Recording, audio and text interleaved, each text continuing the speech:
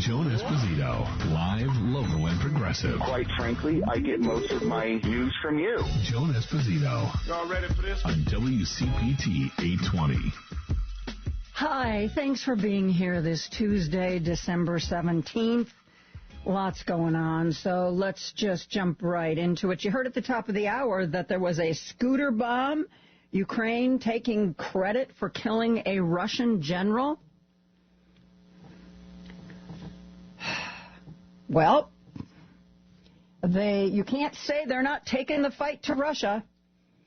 You know, we may be in a political situation where it looks like we're going to leave them on their own, but they are not backing down. They're not rolling over.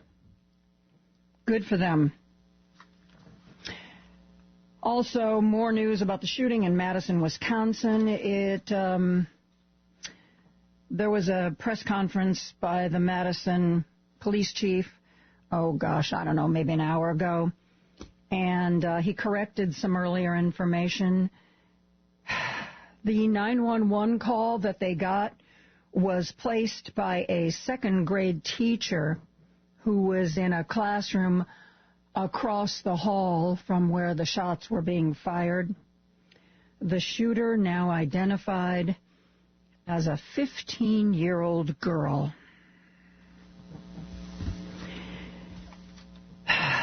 The police chief says that her parents are cooperating, and at this, because lately parents have been charged and convicted when their kids do something like this, because oftentimes it comes to light that parents were just, frankly, being neglectful. He said that these parents have been extremely cooperative, and while the investigation is ongoing, at this moment in time, he does not plan to bring or ask for any charges against the parents. But it is a situation that is still being investigated. The 15-year-old girl, identified as the shooter in this case, apparently killed herself before police came into the building. They said they found her deceased, but not before she killed a teacher and a fellow student. So far, there are still a number of students hospitalized with injuries. Kamala Harris made a big speech today. She talked to a group of young leaders who are meeting in Maryland, high school, college students, recent graduates, young people who have been active in their communities, were coming together for a meeting, and the vice president talked with them today. Her remarks and Joe Biden's remarks aren't getting as much attention, not that there's all that many of them, which is another concern, but, every day as I watch the news, I watch cable news, I read, it's all about, well, Donald Trump did this, Donald Trump said that, Donald Trump. Not even president yet. So I want to share with you something that you probably didn't get a chance to see on cable TV or hear anywhere else on the radio. I want to share with you some of Kamala's remarks. By the way, the phone lines are open, 773-763-9278, 773-763-9278. If you've never called in, an easy way to remember it, 773-763-WCPT. Okay? So the phone lines are open, but I'm going to start today sharing with you some of what our vice president had to say today.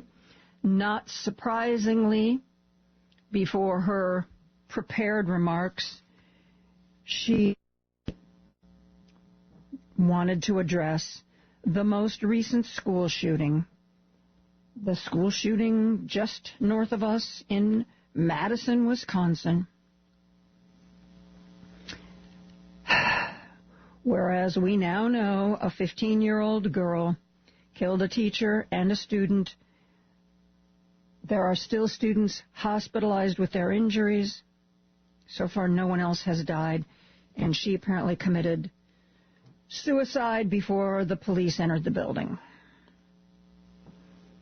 Kamala Harris was speaking to young activists, young leaders today, but before she addressed them with what they're doing and what she would like to see in the future, she started by talking about what happened in Madison, Wisconsin. So listen to this.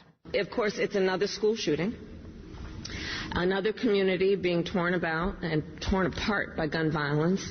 And, of course, our nation mourns for those who were killed, and we pray for the recovery of those who were injured and for the entire community. But, look, as we hold our loved ones close this holiday season, we as a nation must renew our commitment to end the horror of gun violence, both mass shootings and everyday gun violence that touches so many communities in our nation. We must end it, and we must be committed to have the courage to know that solutions are in hand, but we need elected leaders to have the courage to step up and do the right thing.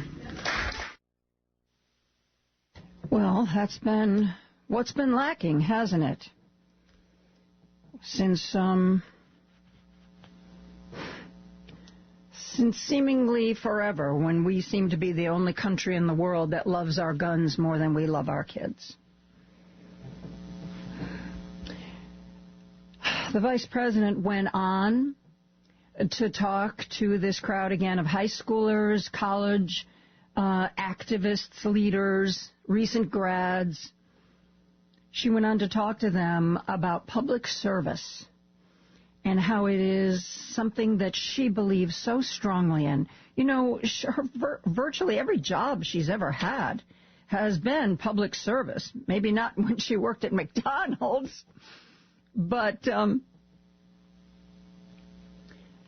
her whole life she has worked for the public, whether as a prosecutor, whether as an attorney general, whether as a senator, whether as a vice president. She embodies the importance of public service. And that was the main part of the message that she had for this young audience today. How important it is to do public service, even when the good you do isn't something that is, going to reap benefits that accrue to you, even if it helps people you'll never meet, people who will never have the opportunity to say thanks. That doing good in the public arena is its own reward. Listen to our vice president talking about public service. I do believe that public service is a noble calling. It is noble work. And it is an expression of optimism, which is and believe, and it is being verified to each of you every day, that the work you do that can lift people up has effect. It matters. Your work is about the optimism that comes with knowing that one individual can make a difference in the lives of so many people. And God knows when you have a whole group like this doing it together, the impact you have on our nation and by extension the world. So today I came by to express my gratitude for the work you, like so many across our nation, have been doing to lift up our fellow American. And I am here to reaffirm our shared commitment to the work ahead. You know, over the past several weeks, since the election, I have received tens of thousands of letters from people across our nation, many of them young leaders, Americans from every walk of life, people of every age, race, faith, and political party. These letters share a common theme. Yes, there is disappointment, but there is also resolve for the future. One letter in particular stands out, which I'll share with you. A young woman named Sasha writes, quote, "There is nothing in the world that will take away my drive, energy, passion, and the destiny that I have to help the people of our country." And I think any one of you, as Sasha, could be, right? Nothing's going to take away that drive, that passion, that energy, that commitment. So Sasha, like all of you, inspire me. Young people who are rightly impatient for change. I love that about you. Impatient for change. Who will not let anyone or any circumstance defeat your spirit or your sense of purpose. You will not allow your spirit or your sense of purpose to be defeated. I have more of the Vice President's remarks from this morning, but first we are going to take a break. I want to remind you that the phone and text lines are open, 773-763-9278. We'll have lots more when we come right back after. Joan Esposito, live, local, and progressive. On WCPT 820. Kamala Harris made a speech this morning before a group of young activists and leaders, high schoolers, college students, recent grads, young leaders who had come together in Maryland for a big meeting.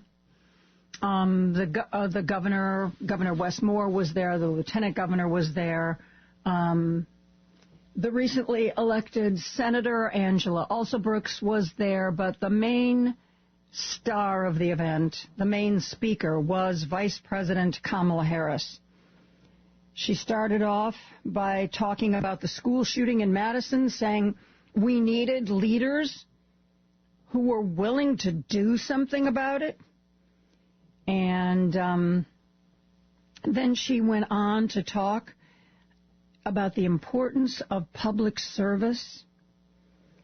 And finally, I want to share her closing remarks with you, where she acknowledged some of the stuff that we have been talking about here on this show.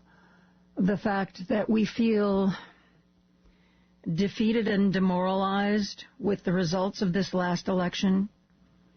The fact that it seems like so many of our fellow Americans didn't understand or care about what was really at stake. The fact that so many of our fellow Americans seemed to fall for all of the dis and misinformation that was broadcast. She has spoken about this a little bit before, and I think it's going to be a message that we hear a lot going forward about staying in the fight, about doing whatever you need to do for your mental health, but staying in the fight. And my suggestion has been we cannot each do everything. So each one of us has to decide what's near and dear to your heart. What are the causes that you will go to the mat for? I think a woman's bodily autonomy is pretty darn high up on my list. Protections for LGBTQ are pretty high on my list. Those are the things that I will fight for, I will protest for, heck, I'll go to jail for. And if that's what I have to do, that's what I'll do. But you also have to take care of yourself, because you're not doing anybody any good if you empty the tank. You got to have a little gas for the next fight. So in her closing remarks today, that's what Kamala talked about. Staying in the fight. Doing what you have to do to take care of yourself, but staying in the fight. Listen to this. I ask you to remember that this struggle is not new. It goes back nearly 250 years to Lexington and Concord. Generation after generation, it has been driven by those who love our country, cherish its ideals, and refuse to sit passive while our ideals are under assault. And now this fight to keep the light of America's promise and to ensure it burns bright, well, this fight now, it continues with you. You are its heirs. We are its heirs. So I'll end with this. Get some rest over the holidays. Spend time with the people you love. You know, I believe family comes in many forms. There's family by blood and there's family by love. I urge you then, after you have had some rest, in fact, I challenge you to come back ready. Ready to chart our path to the future. Chin up, shoulders back. Forever impatient for change. And like Sasha, ready to summon your drive, your energy, your passion to help our fellow Americans, and be ready to get back to work, fighting for opportunity and freedom, fighting for fairness and dignity, and fighting for this country we love and the future we share. God bless you, and God bless the United States of America. That was Kamala Harris this morning, Vice President Harris this morning in Maryland, addressing a meeting of young leaders and young activists, high schoolers, college students, recent grads, the people who will be leading the country going forward. And one of those folks, by the way, if you were on the phone lines and you got dropped, please call back. We are here. Sometimes that happens. So feel free to call back, 773-763-9278. Speaking of young leaders, David Hogg, who, of course, is one of the more famous survivors of a school shooting, who has become quite an activist. He is running for a position with the DNC. He made that announcement. He was interviewed recently and asked about that. He joined Joy Reid on MSNBC last night, and talk to her about why he wants to be the vice chair of the Democratic National Committee. Now, the DNC's main job, let us not forget, the main job is fundraising, okay? But the DNC also has a lot of influence when it comes to policy, when it comes to candidates. David Hogg explained to Joy Reid why he is choosing to go after the vice chair spot for the Democratic National Committee. Listen to this. We need generational diversity in our party. We talk all the time about racial diversity, and that's super important, gender diversity, all those other things, but we need age diversity as well in our party, especially when we cannot win without our young people. What we need to do is make sure that when we're Joy, when I talked publicly about my fears about young voters, I got messages from consultants within the party, people over the age of 45, telling me, Rigo saying this dumb stuff again.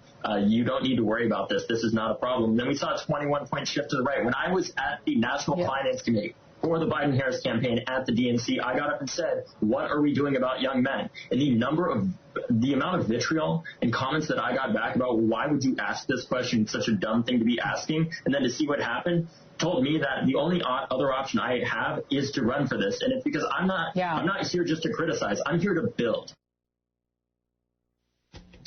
I mentioned last week that there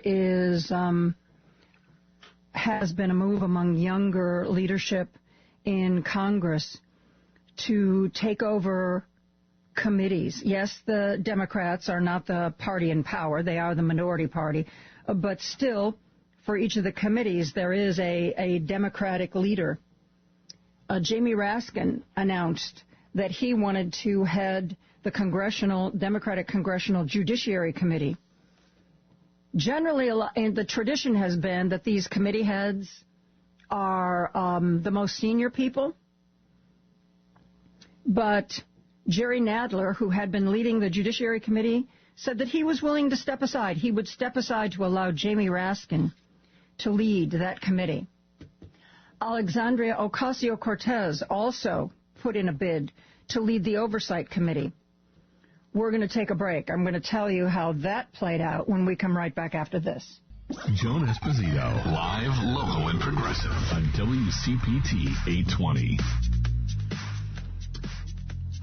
We have been talking about the move for younger folks. Kamala Harris, our vice president, addressed a group of young, up-and-coming leaders, telling them to stay in the fight and that public service is important. David Hogg announced that he was running to be the vice chair for the Democratic National Committee. David Hogg pointing out that before the election, when he was saying things like, hey, what is the Democratic Party doing to bring in young men? And he said he was told by numbers of people in the what he considers older, 45-plus demographic, why are you asking such stupid questions? Then in the aftermath of the election, when it appears that was a group that the Democrats did exceedingly poorly with, he thought to himself, you know what? I think I have a sense of what's going on better than some of these people who told me I was full of it. Jamie Raskin and other younger Democrats have made moves to take over the senior positions for various committees. Generally, those positions are given to the people who've been there the longest. But the belief is that we are in a brand new world. We are facing Donald Trump, and that a younger, more vigorous Democrat needs to be leading the charge. Alexandria Ocasio-Cortez threw her name out to be the top Democrat of the House Oversight Committee. She didn't get it. She was defeated by Jerry Conley of Virginia. Jerry Conley of Virginia, 74 years old. Jerry Conley of Virginia apparently had the backing of Nancy Pelosi, 80-plus-year-old Nancy Pelosi. And the vote was 131 to 84.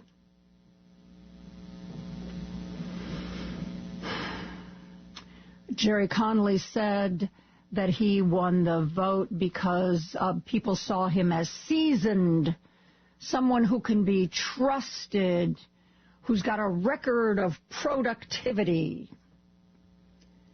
I don't know with their relationship now, but I know early in her tenure in Congress, Alexandria Ocasio-Cortez and Nancy Pelosi did not have a great relationship. Nancy Pelosi is extremely pragmatic. She knows where she wants to go, and she knows how to get there, and she knows how to get people to fall in line. And early reports were that she felt that AOC was young and brash and not looking at the big picture and wanting everything to happen right away, not understanding that there's compromise and consensus. So I don't know if any of that played into this.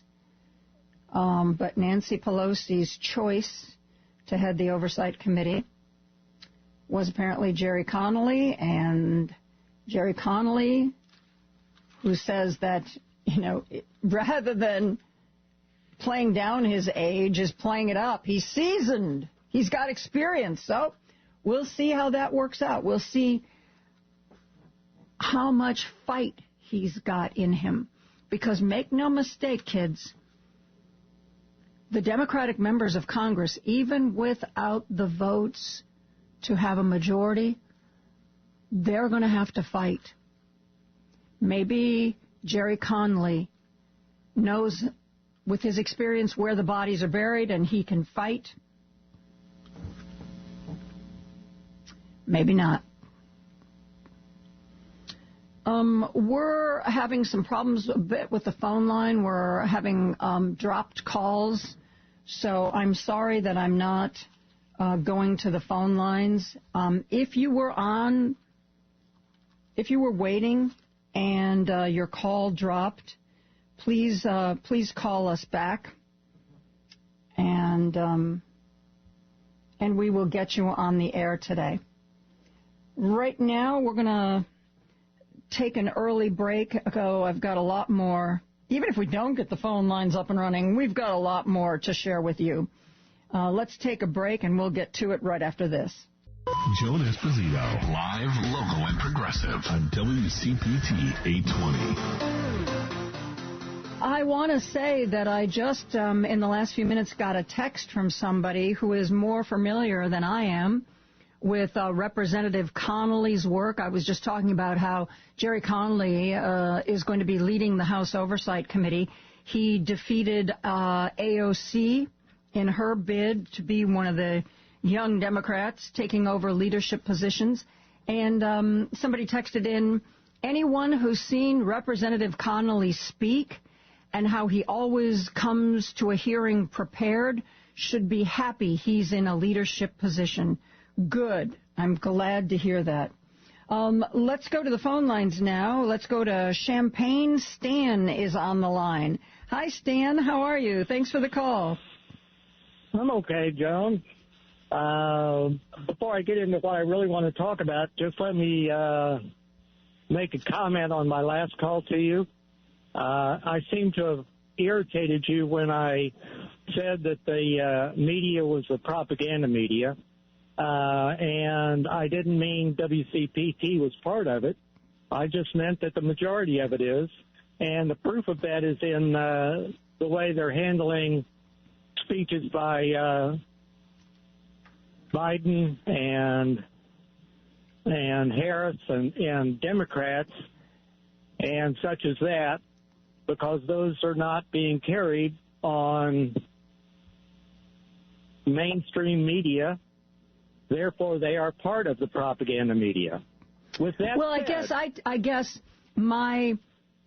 I think that there is a real problem with the media, and the way they're reporting things. But to me, propaganda is more than that. To me, propaganda is actually like Fox, putting out disinformation and misinformation, not putting out. I mean, the New York Times, I quit the New York Times. I canceled my subscription because they kept treating Donald Trump like he was normal. They wouldn't report any of his mental slips.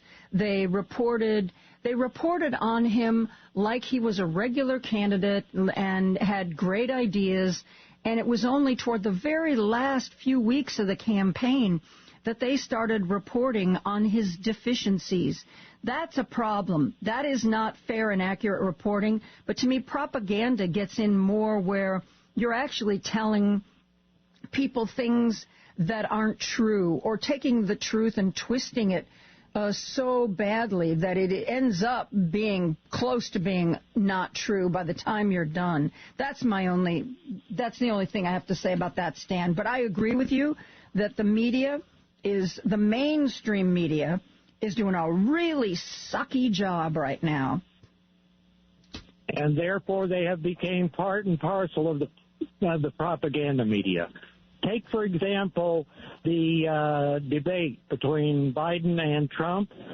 Dana, whatever her last name is, on more than one occasion referred to Biden as Mr. Biden and Trump as President Trump. Yeah, that kind of stuff isn't right. It's totally not right.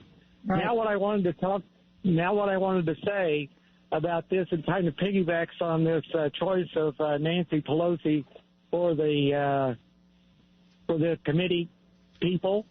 Nancy Pelosi is the primary person responsible for incumbent President Trump this time.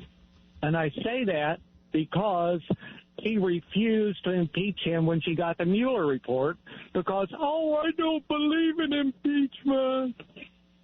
Bullcrap. She's bought and paid for by the billionaires, just like every other Republican. Okay, well, I don't remember what she said when the Mueller report came out. My problem was that the Mueller report, forget about impeachment, the Mueller report laid out the steps to criminally prosecute for obstruction, and Congress didn't do anything. They sidestepped it. That's because of Nancy Pelosi. Nancy Pelosi said, I promise you she said this, she said that she didn't really think that impeachment was the right way to go. And therefore she prevented the House from impeaching Donald Trump the first time. Look it up. Yeah, I will. I will. Thank you. Thank you for that. I will definitely look that up. But my frustration with the Mueller report was that it laid out the exact steps that a prosecutor would need to take to bring a case of obstruction. And maybe, I'm not making excuses for Nancy Pelosi. Maybe she thought that that's, by not impeaching, she would put more pressure on the DOJ to prosecute. I don't know. But nothing ever happened after that, and it's one of the big disappointments. We've had so many missteps. There have been so many off-ramps to get rid of Donald Trump, and it just seems like we've bypassed everyone. It's very frustrating. But Stan, thank you for the call. And she knew, if I may just say one more thing, and she knew that the DOJ was not going to try to do anything against a sitting president. Well, so you hung up on me. No, I didn't. Nope, I'm still here, but I do have, now that our phone lines are working, I've got a bunch of calls I'm going to try to get to before 3 o'clock. I am going to look into that, and I'm going to educate myself about the history of that. So much has happened that I'm afraid my memories of those times aren't as crisp as I would otherwise like them to be. Thank you, Stan. Thank you for the call. We are going to go back to the phone lines. Our good friend Jim from Chicago is on the line. Hello, Jim. How are you? Hi, Joan. What I'd like to see at the Sunday talk shows, or any talk show, a Republican lawmaker explain what is Project 2025, what would the country look like in generations if it was fully implemented. And the other thing would be the Supreme Court. Can't you be secular and religious at the same time? You could hold those two thoughts in your mind. You can't go to the court and start deciding on secular laws with a religious bent to it. It just won't work. But yet they don't ask these questions to these Republican lawmakers. I have no problem with the Democratic Party. My problem is with the Republican Party. They hide behind this facade that they're trying to do good for the country. In the meantime, they're trying to implement this thing from the Heritage Foundation, and they're lockstep with Leonard Leo. I mean, these are weird things that have never been introduced in American politics. Yeah. And go ahead, Joe. No, I was just going to say, the thing you're talking about is separation of church and state. You can be as religious as you want to be, but you have to understand that we are supposed to have a secular government, and that sometimes means that what is good for the people is not necessarily going to fall along the precepts of your religion, but those should be two separate things. Absolutely. I mean, the United States it's founded on that. I mean, you've got to keep those two thoughts in mind. You can have both, but the secular citizenry is who you work with, how you pay your bills, and so on and so forth. Your religious situation is something that's private for yourself, or you go to certain churches or wherever you go, mosque or wherever you go. But as far as the daily commerce is concerned, that's definitely secular business. But this Republican Party is dragging us over that line. Yeah. And I'd like to see a question about it. I mean, what is 2025? What would it look like in 2 or 3 generations? Yeah. What would it be? Just be billionaires just controlling everything, and the rest of us were like just every man for themselves after that. But anyway, Joan, this has got me insane. Anyway, thanks, Joan. Take care. Well, I feel insane much of the time too, my friend. So we've got to pace ourselves here. We've got to pace ourselves because it is going to be a long 2 years till the midterms. 600 some days. Woo! Woo! Okay. Thanks for the call, Jim. Let's go back to the phone lines. Our good friend Paul is on the line from Seattle. Hey, Paul, how are you today? Yeah, I just off the top of my head, because I couldn't check all in time, but what Stan said about Nancy Pelosi did not become Speaker until 2019 again. So the Mueller report came out in 2017 or 18. So the Republicans still have out. Yeah, so I told him I didn't remember anything along the lines of what he was saying, but I told him that I would look into it. So, I will. Sometimes people who call in are more informed about a bit of history than I am, and sometimes they just get some wild ideas, and until I look into it myself, I never know which is the case. Well, there are a lot of things to impeach him for, and maybe they just thought the Ukraine was a better case when she got together with other people rather than the Mueller report. But at any rate, he didn't become the Speaker until 2019 when the Democrats won the 2018 election. But be that as it may, I just want to see Democrats' response to Donald Trump. And people are going to think this is... I know somebody like Edwin would not agree with me, but I hope they are as mouthy and contumacious towards Donald Trump as could possibly be. I hope they call him weak and impotent, and that word they should use. Weak and impotent, just can't get it up. He's nothing. And I admire Edwin's take the high road approach. And I'm not saying that I want to roll around in the mud, but I think there's a third option. I think you can still stay out of the mud, but you can sometimes fight fire with fire. And Edwin and I disagree on the idea of the pardons and especially the pardon for Hunter Biden. And I'm not so sure that I would have put out the statement Joe Biden put out. I think Joe Biden should have said, yes, I'm going to pardon Hunter, and I'm going to pardon Nancy Pelosi, and I'm going to pardon all the other people on Kash Patel's hit list, and I'm going to pardon Olivia Troy, because, you know, what they are planning to do is immoral and illegal, and I'm going to do what I can to prevent that. And walk away. Mic drop, walk away. Right. Well, I'll tell you why I think, and maybe you could fight fire with fire is a good enough analogy, but the reason I was thinking about this is, you know, they've done psychological studies about what's successful. For instance, and you can look this up, the Prisoner's Dilemma game, and there's one where people can trade giving each other money. So in other words, the game master will give two people $100. So I give you the $100, and you say, okay, Paul, I'm willing to give you 25 of it. And as long as I agree, we keep getting to play.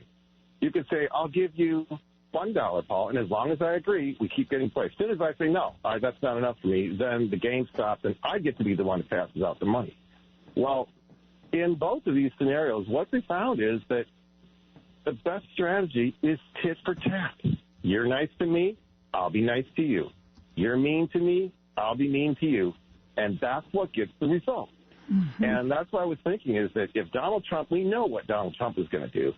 I think we've seen that playing, you know, politics as usual as, oh, we're above that kind of thing. And that just doesn't wash anymore. And they were just talking about John Kerry, and I've heard Elizabeth Warren say, when she's been attacked by the right-wing media, I'm not going to dignify that with the remarks. No, you have to.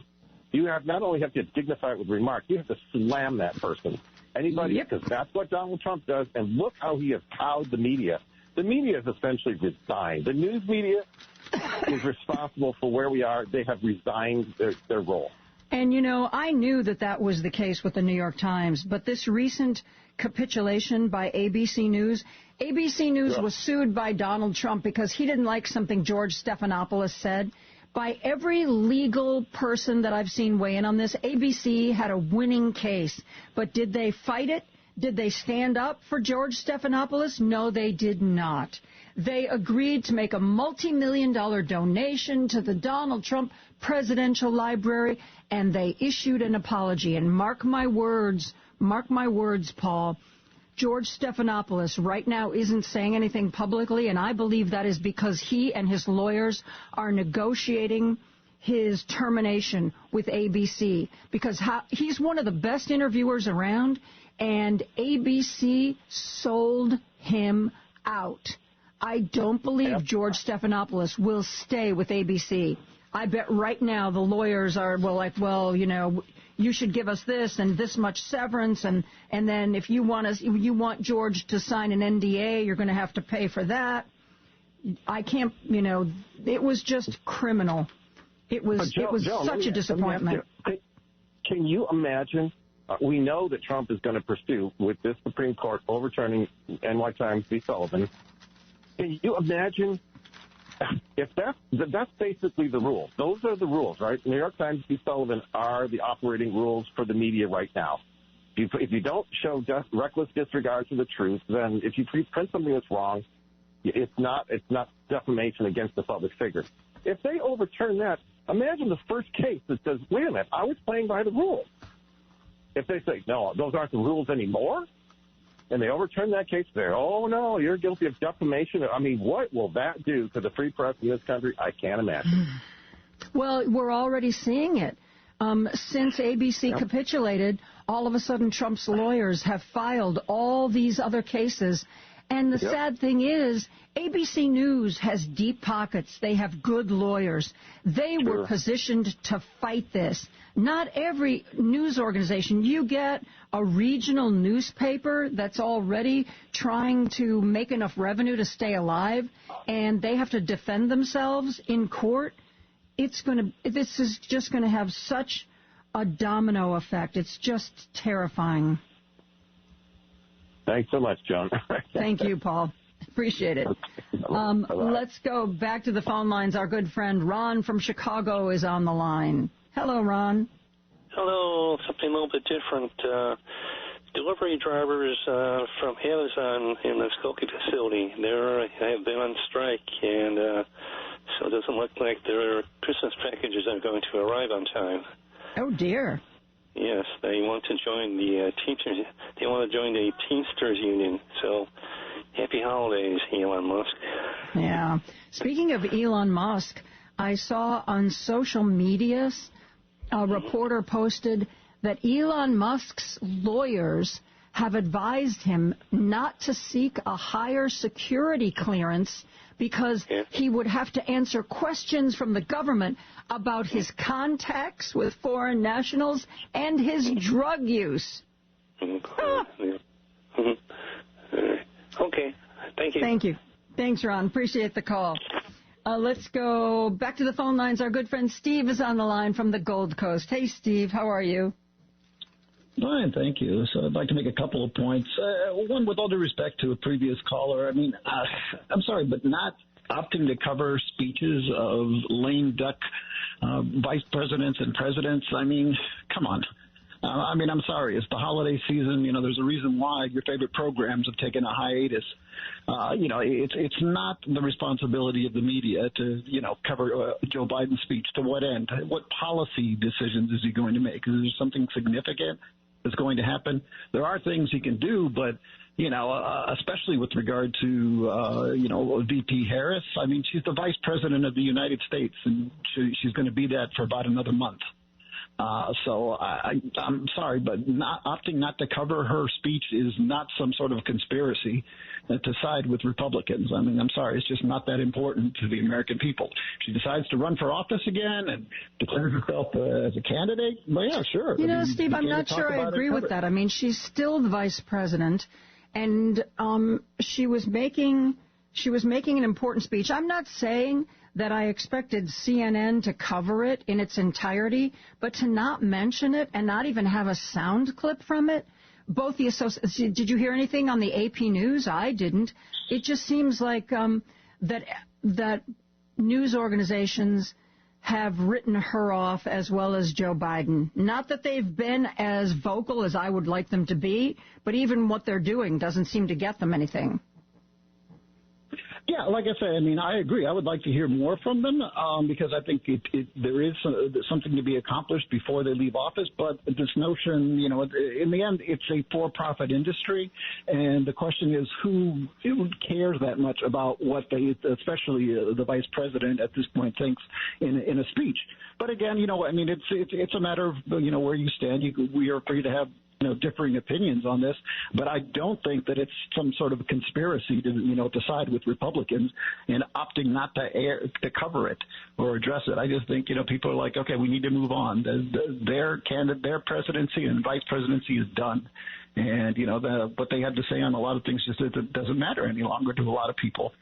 So, I mean, and I think that the question of Nancy Pelosi and the whole Mueller report, I mean, as I recall, that was released in March of 2019. Yeah, Andy Miles just messaged me that he thinks it was April 2019, but around then, yeah. Exactly. Yeah, exactly. So, I mean, you know, and look, Nancy Pelosi, whatever you think of her, she's very good at counting heads. Yep. And the way the Mueller report was very convoluted in terms of its structure. In other words, they couldn't nail Donald Trump on anything definitively. The most that you could have gotten out of that was that the Mueller report suggested that there was an obstruction case to be made against himself and perhaps other people in the administration. But, you know, is that enough? Well, Mueller laid out. I mean, the legal experts I remember listening to at the time said, this is a blueprint. He has laid out. He's not obviously prosecuting this case himself, but he has laid out all of the steps that a prosecutor would take, all of the information that a prosecutor would bring to a jury for this case. And Congress took a pass.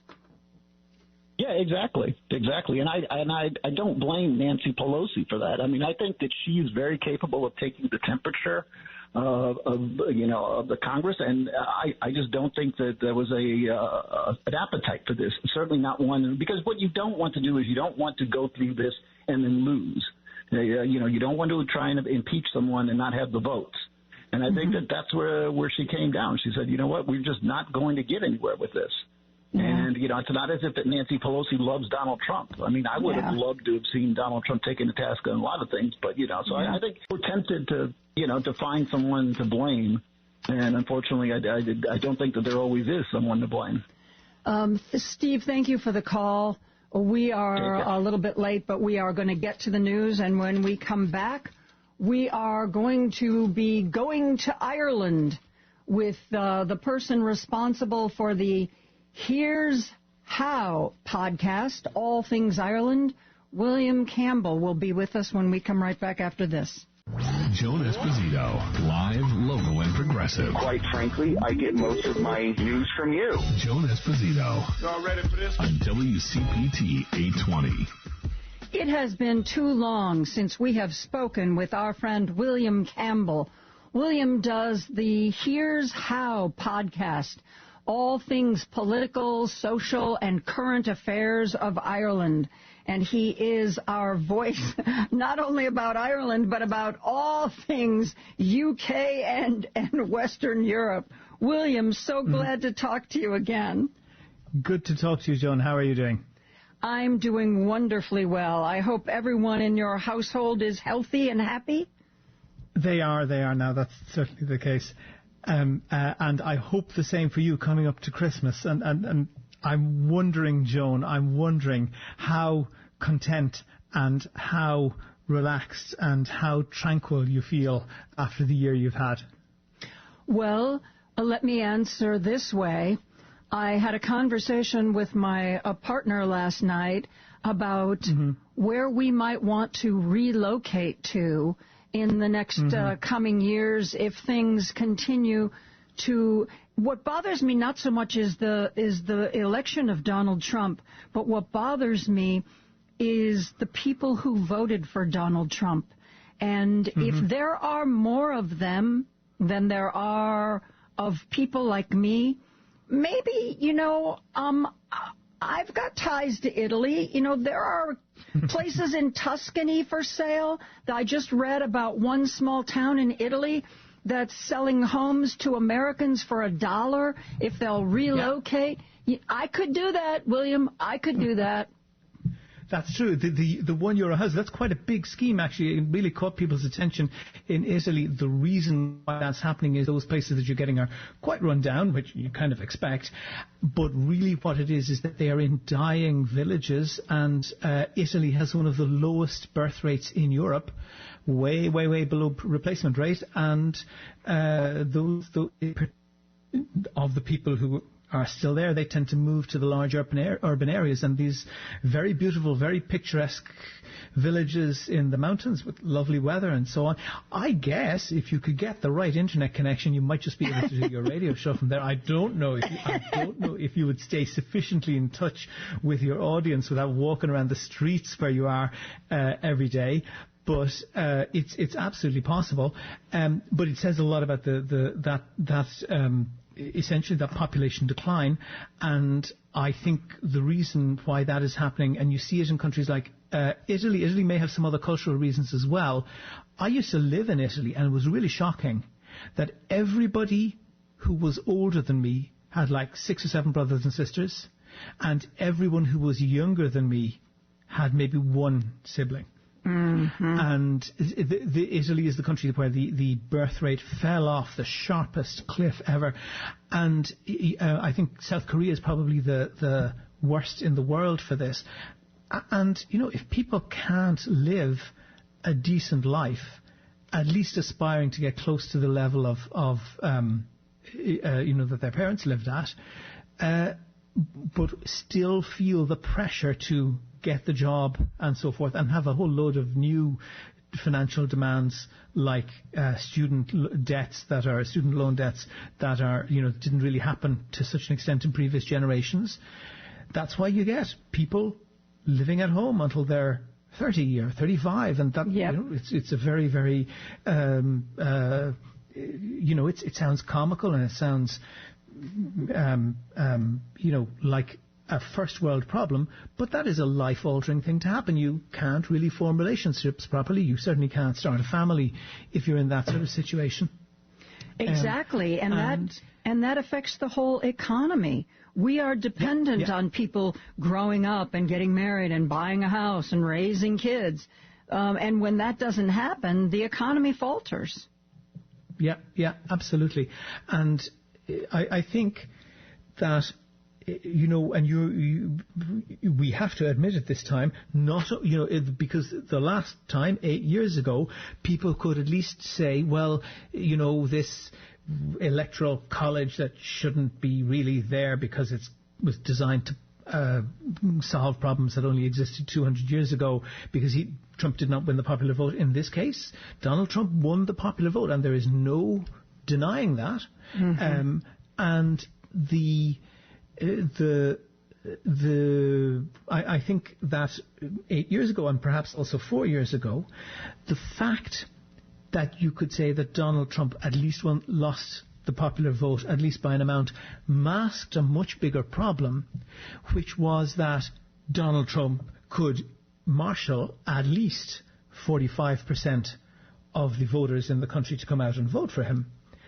And that's an extraordinary thing, given who he is. Yeah. And I think, you can't disconnect it from that level of disaffection with society. You can say that, and people have called people stupid or whatever, you can say that it's a very inarticulate protest against what has been happening. You can say it's very misguided, that it's misdirected, but it's absolutely not unconnected. And the real issue here is that it's not going to solve any problems. And the danger is that in all societies that we go in a downward spiral, because if the reaction to the problem is not something that tends to resolve the problem, then that's not you have essentially lost your self-correcting mechanism. Yeah. And that is a dangerous situation, and in Europe we have learnt that, and the US has had a relatively stable democracy for a pretty long time. I am reminded, and I know you might come onto my spreadsheet later, but I'm reminded that in the 1920s, so in 100 years ago, in that decade, quite a few smaller peripheral countries in Europe came to independence and democracy. Greece, Spain, Portugal, Ireland. Arguably you could include Finland in that as well. And in all but one of them, democracy failed. So those countries, Finland was invaded by the Soviet Union and sort of taken over by the Nazis. There were anti-democratic coups in Greece, in Portugal, and in Spain. And in all of those cases, that led to what we would now call black site prisons, with people taken away in the night and murdered, with massive repression. That had just an enormous retarding effect on the development of particularly those Mediterranean countries. And that happened, in my view, essentially because the problems which existed, the reaction to those problems, was not something that tended to resolve the problems. It, in fact, probably exacerbated them. And I hate to get on the radio across the Atlantic to you guys and lecture you guys about what to do, but to me that seems like the only solution. We have all this, frankly, lunacy about replacing income tax with tariffs, and that for anyone who has a reasonable degree of just basic education, who takes a moment to think about it, you can see that that's nonsense. That's not something that could ever work. Mm-hmm. But that's clearly not the target audience for that. And there are people out there who say, well, I will refrain from using language that will get you in trouble with the FCC. I am so annoyed with the situation that I'm just going to vote for whatever will burn the house down. Yeah, and we saw a lot of that.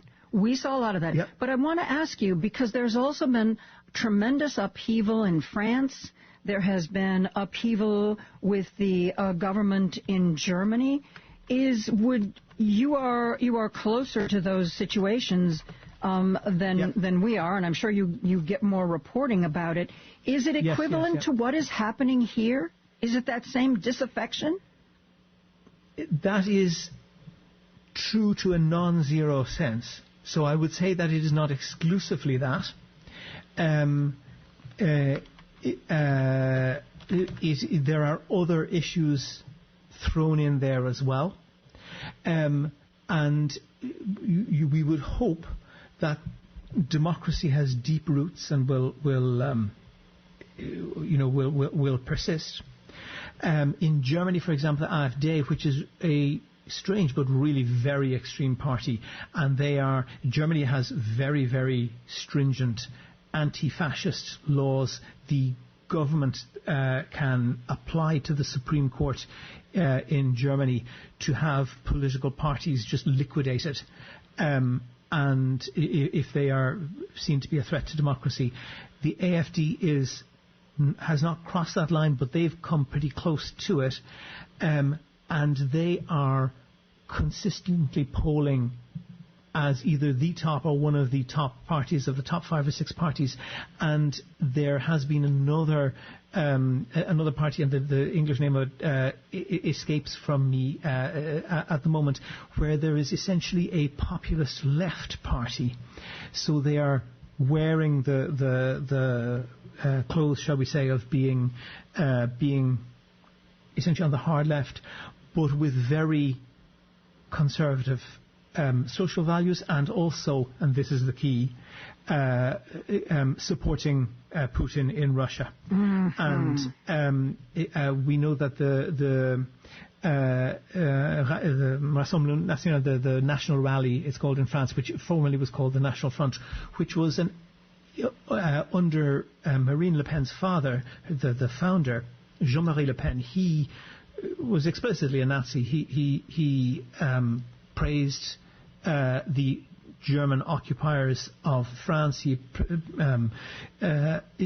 refused to recognize the legitimacy of the government in exile that was in London during the war, and the French kind of constitution is clear in that it rejects the legitimacy of the collaborationist government that was essentially controlled by the Nazis, and he made a point to be on the other side of that.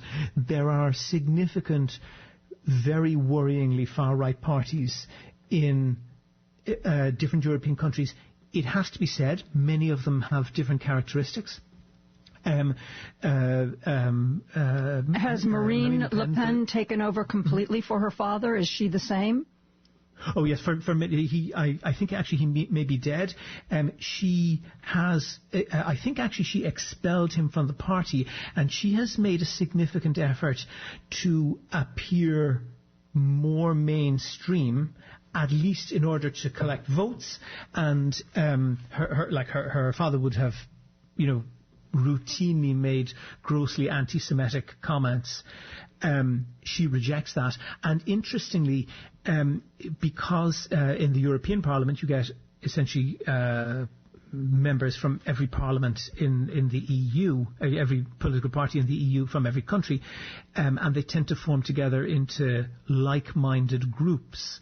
And Marine Le Pen actually had the AfD, the Alternative for Deutschland, this German far-right party, kicked out of her far-right group because they were a bit too far-right.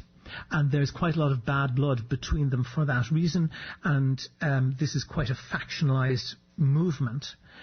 But I think that the issue, the reason why that is cropping up, the reason why that's coming up across Europe is essentially resource competition, and people are very much feeling the pain and that just lack of ability to move forward in their lives. Not everybody, but a good chunk of people. And if you can sell to those people the notion that the reason why they're not doing so well, it's because these brown people over here are taking all your stuff, not these billionaires over here are sending your stuff to the Cayman Islands or whatever other tax haven, then that has a certain level of appeal. I think the less bipolar style of European politics, so you tend to have multiple parties, 5, 6, 7 parties in the Parliament, that has maybe slowed that down somewhat and made it impossible for them to, so that may allow some far right parties to get a foothold in the Parliament, but would make it next to impossible for them to get a threshold, to get over the 50% threshold. But there is, and it's interesting to see, for example, where those votes are coming from. So in particular, the AfD, the German far right party, its support base is hugely concentrated in the former East Germany. And I think once in a while, you folks in the US maybe don't, especially people on the progressive side, don't congratulate the US and aren't proud enough of the US sometimes. And one thing I would remind you of was that the US essentially ran what in occupied Germany, what became West Germany, what was called the denazification program. And very, very thoroughly, they went through every lever of opinion in society and turned it or twisted it or did whatever it was to essentially rebut the Nazi propaganda that had been going on for a dozen or more years. And there is a very famous photograph, which is, and the photograph is of two women, and they're in 1940s clothes, so it's black and white, looks a bit old, and these women are absolutely not smiling. But once you look at their faces, you see even though they're in clothes that we would associate with older people, they're actually quite young. They're young, maybe not teenagers, but certainly early 20s at the earliest. And the photograph was taken because the entire town, in any given town, was made to sit through several hours of a film in the local cinema of what had been found in the death camps, in the concentration camps. And once that film reel, and of course we were literally bringing reels from town to town with on the back of a army truck. Once that film reel came to your town, you would be required to go and see that film. Your ration card, on which based all your food, would not be stamped unless you had watched that film. And these two women had been observed by the US troops inside in the cinema laughing during this film. And they'd been told, and this is when the photograph was taken, they'd been told that they had to go back into the next sitting and sit through that as well, or they would not get the stamp on their ration card, which would allow them to keep on getting rations. And if you go through almost every layer of German society, you will see how they have really taken responsibility to a very significant extent for their past. And that denazification program did not happen in East Germany. And 60 years later, you can see the effect of that. Wow. Because the East Germany, what became East Germany, was under Russian occupation, and they essentially had a policy of sweeping everything under the carpet and saying that this was the fault of the evil fascists. We have now defeated the evil fascists. Everything is over. And there were a whole lot of other problems in East German society. But that has an effect, and that kind of cultural permission has an effect. Do you want to tell people? Do you want to do a break, or do you want to tell people about my spreadsheet? I've already skipped the first break, so we're gonna go. Yeah, we're gonna go for another 4 minutes, and then we'll take a break. Okay. Tell me, did you like my spreadsheet? I was amazed. Where did you get this? So what I did, and I should tell the people who haven't seen it, maybe you could tweet out a link. Maybe you'd allow people to download it or put it on your website for download. So what I did was The Economist magazine, which is, not necessarily a bastion of socialism. It's or liberalism. Yeah, exactly. But they do every year what they call the Democracy Index, and they ask, I think, about 150 questions, very, very simple, of each country in the world. Are you allowed to set up your own political party? Are you allowed to run, can you run for candidate? If you're running in the election, can you get access to the media? Is it within normal people's means? And there's about 150 questions, and you get a score for each one. And that allows them to score the quality of democracy in every country in the world. And there's a whole lot of other international indexes like this. So one of them is, it's fairly easy to get the GDP index, which country earns the most, and you can get indexes on press freedom and whatever. And what I did was I just did a test on the correlation between democracy and all of those others. And the result is, I won't blind people with figures, but the result is that if your country is a democracy, that is very highly correlated with having a higher GDP, let's say just a wealthier country. But it's also very highly correlated with HDI, the Human Development Index, which measures a whole lot of other kind of softer things. But even going beyond that, if you look at maternal mortality, whether women die in childbirth, infant mortality, how many kids die before they're age 5, life expectancy, all of them powerfully correlated with democracy in any subset of the world, and even down to height. I got an index of the average height of human beings in every country in the world, and that correlates also very, very highly with democracy. So democracy makes you grow taller. It's literally true. It is literally true, and of course that's to do with well-being and people being able to afford a proper getting diet good food, and everything like that. Yes. So when I heard people like Peter Thiel, this guy who, let's say, the billionaire, advised Donald Trump the founder of PayPal, who advised Donald Trump to make J.D. Vance the vice president, or at least vice presidential candidate.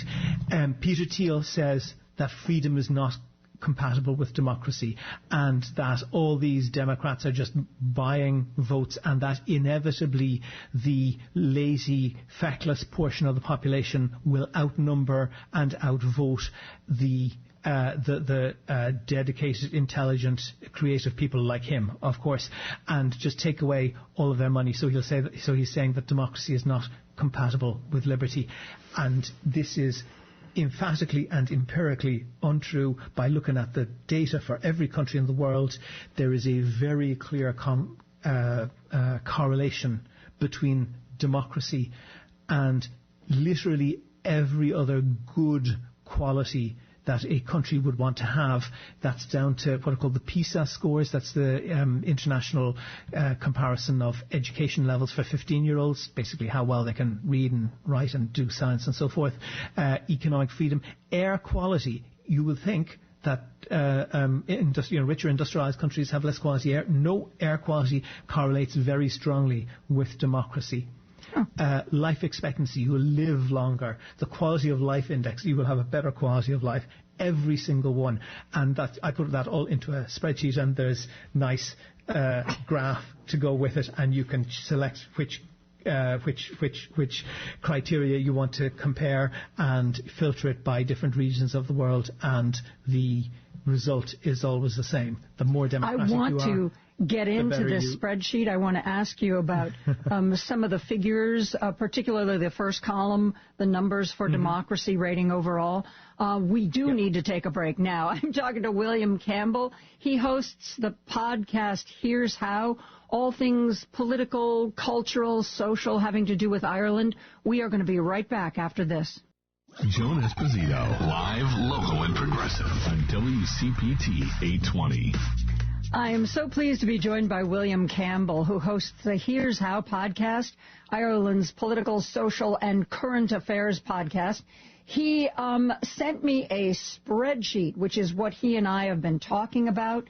It is based on data gathered by The Economist, And William, the first column that's labeled democracy, there's a bunch of numbers, but I'm guessing based on, looking at the countries and looking at their rating, that the higher the number, the less democratic that country is considered to be? That's if people are in front of their computer now, they can just Google World Democracy Index, get the Wikipedia article. Yeah, that is the ranking. So that's if you rank number 1 on that list, you have the highest score. The score is out of 10, and anything over 8 is considered a full democracy, and then declining downwards after that. So yes, Norway, we have to move to Norway, William. That's they got a number 1. Norway comes number 1 on that democracy index. It is. I'm kind of pleased to say that Ireland comes pretty high in that as well. The United States comes in at number 29, the 29th most democratic country. And Ireland is 7th. You guys are more democratic than we are? Yeah, for sure. We think of ourselves as the standard, Nobody's more democratic than we are, William, except maybe that's not true. Most of Western Europe is so Norway is at the top, New Zealand, Iceland. I don't want to go through a whole list, but the essential. I used the rank there rather than the actual raw score, but the ranked how can I put it? The ranked order of that puts the US in about 29th position, and they are coming in as a flawed democracy at 7.85. So 8 and above is considered a full democracy, and one thing that I would draw your attention to that Ireland uses is what's called in the US ranked choice voting. In Ireland it's called STV, single transferable vote. We've got a few communities in Illinois who have passed laws so that their future elections will be ranked choice.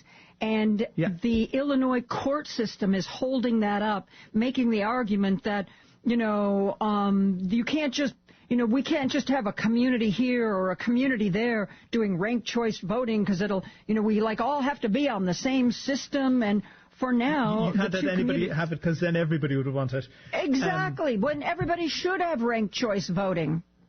Yeah, the core to it, and I know that many of your listeners might not be familiar with it, but it is about as easy a thing to manage for a voter as a 5-year-old who will tell you that their favorite ice cream is this, and their next favorite is this, and their next favorite is this. You can say that about all your politicians and vote number 1 for your favorite one and number 2 for your next favorite. I'm sorry, honey, we don't have any vanilla today. Well, that's okay. My next favorite is chocolate. Okay. And that's the exact point, because if you vote for what you might call a no-hope candidate, you are Jill faced with Stein the in the last election. Wasting your vote. Don't talk to me about Jill Stein. But you are voting for. You are essentially being threatened with your vote being wasted altogether. But the value of the ranked choice vote is that if you vote for a minor candidate as number 1, when they lose and they are eliminated, that person's votes, their number 1 votes, are transferred to whoever the voter voted number 2 for. And it means that no candidate can win. If there's only 1 seat, they must get a minimum of 50% of the vote plus 1 vote. If there are multiple candidates, obviously that can't happen in the first round without a big surprise. But you keep eliminating the lowest remaining candidate who has the least votes, who has no chance of winning, and redistributing their votes according to what their voters said was their second choice or maybe their third choice. And in the end, and we had the Irish election a couple of weeks back, actually the people who come first on that first preference vote almost always win. And once in a while, those second and third preference votes change the election, but that's very unusual. But that's not the point. The point is that any candidate must appeal to a majority, not just the biggest single minority. Yes. And that forces candidates, to appeal not just to their base, but to a broader rank of people. And I mentioned to you that Ireland was the one country where democracy actually persisted of those peripheral countries who came to democracy in Europe in the 1920s. And I have no doubt that, and it was imposed by the British. By the way, it was imposed to make sure that unionists, or people of a British heritage in Ireland, would not be completely excluded from politics. And that kind of worked, but it's not really a big issue. But the effect of it was that no party could become too extremist, because they couldn't hope to win just by appealing to their own base, no matter how happy their base was with them. And that forced people to deal, if not with their absolute opposites, enemies politically, or rivals, we might say, it at least forced them to appeal to the people who were on their rivals' side of the centre point.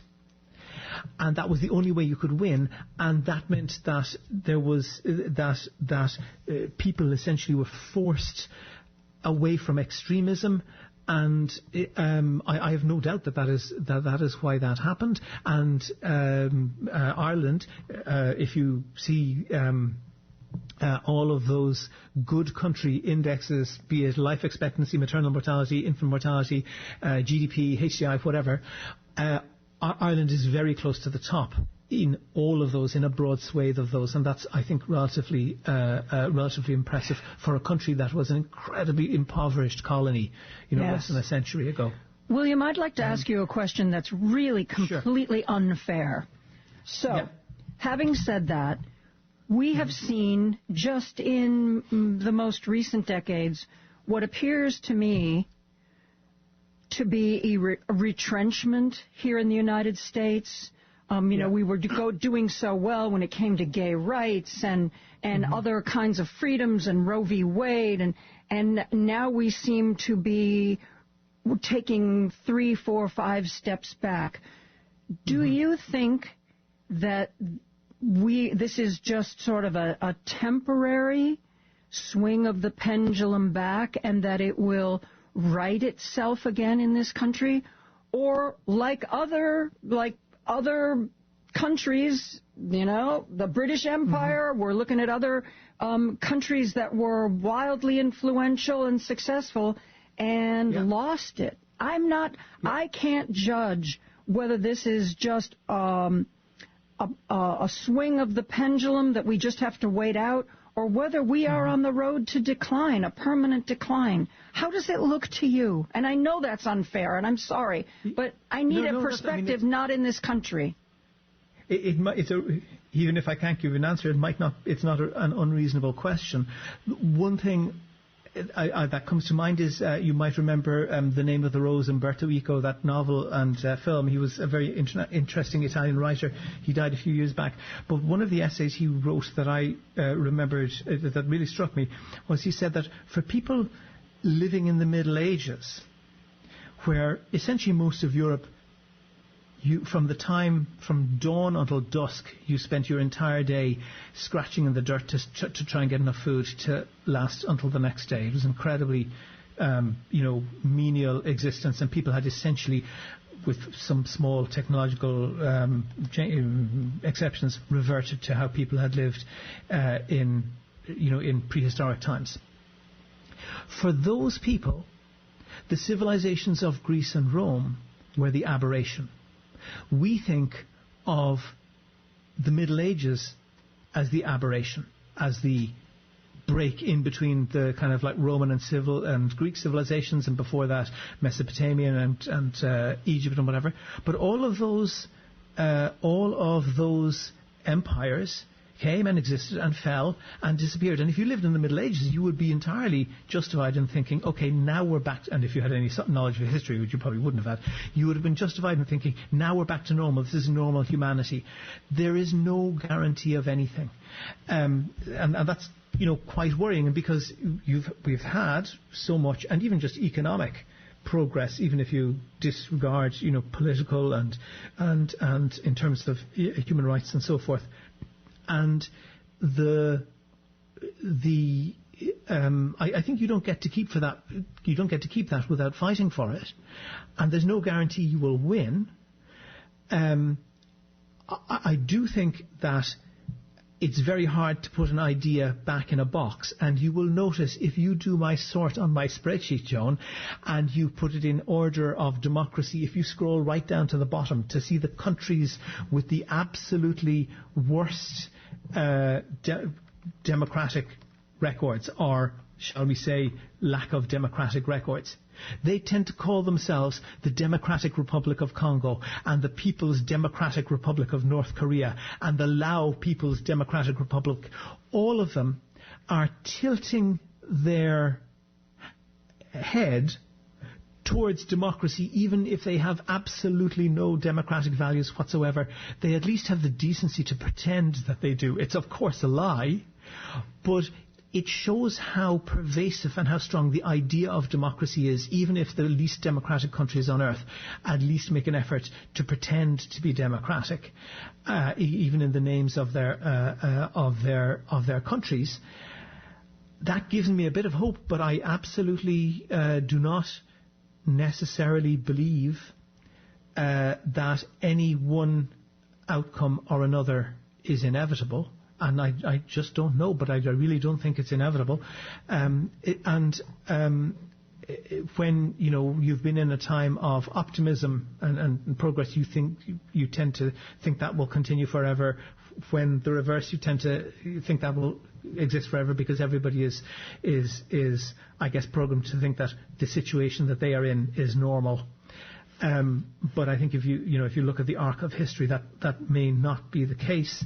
And the one thing, tell me if you're coming up to a break. By the way, Joan, I have lost my notes of the times you want to go to breaks. We've got a couple minutes.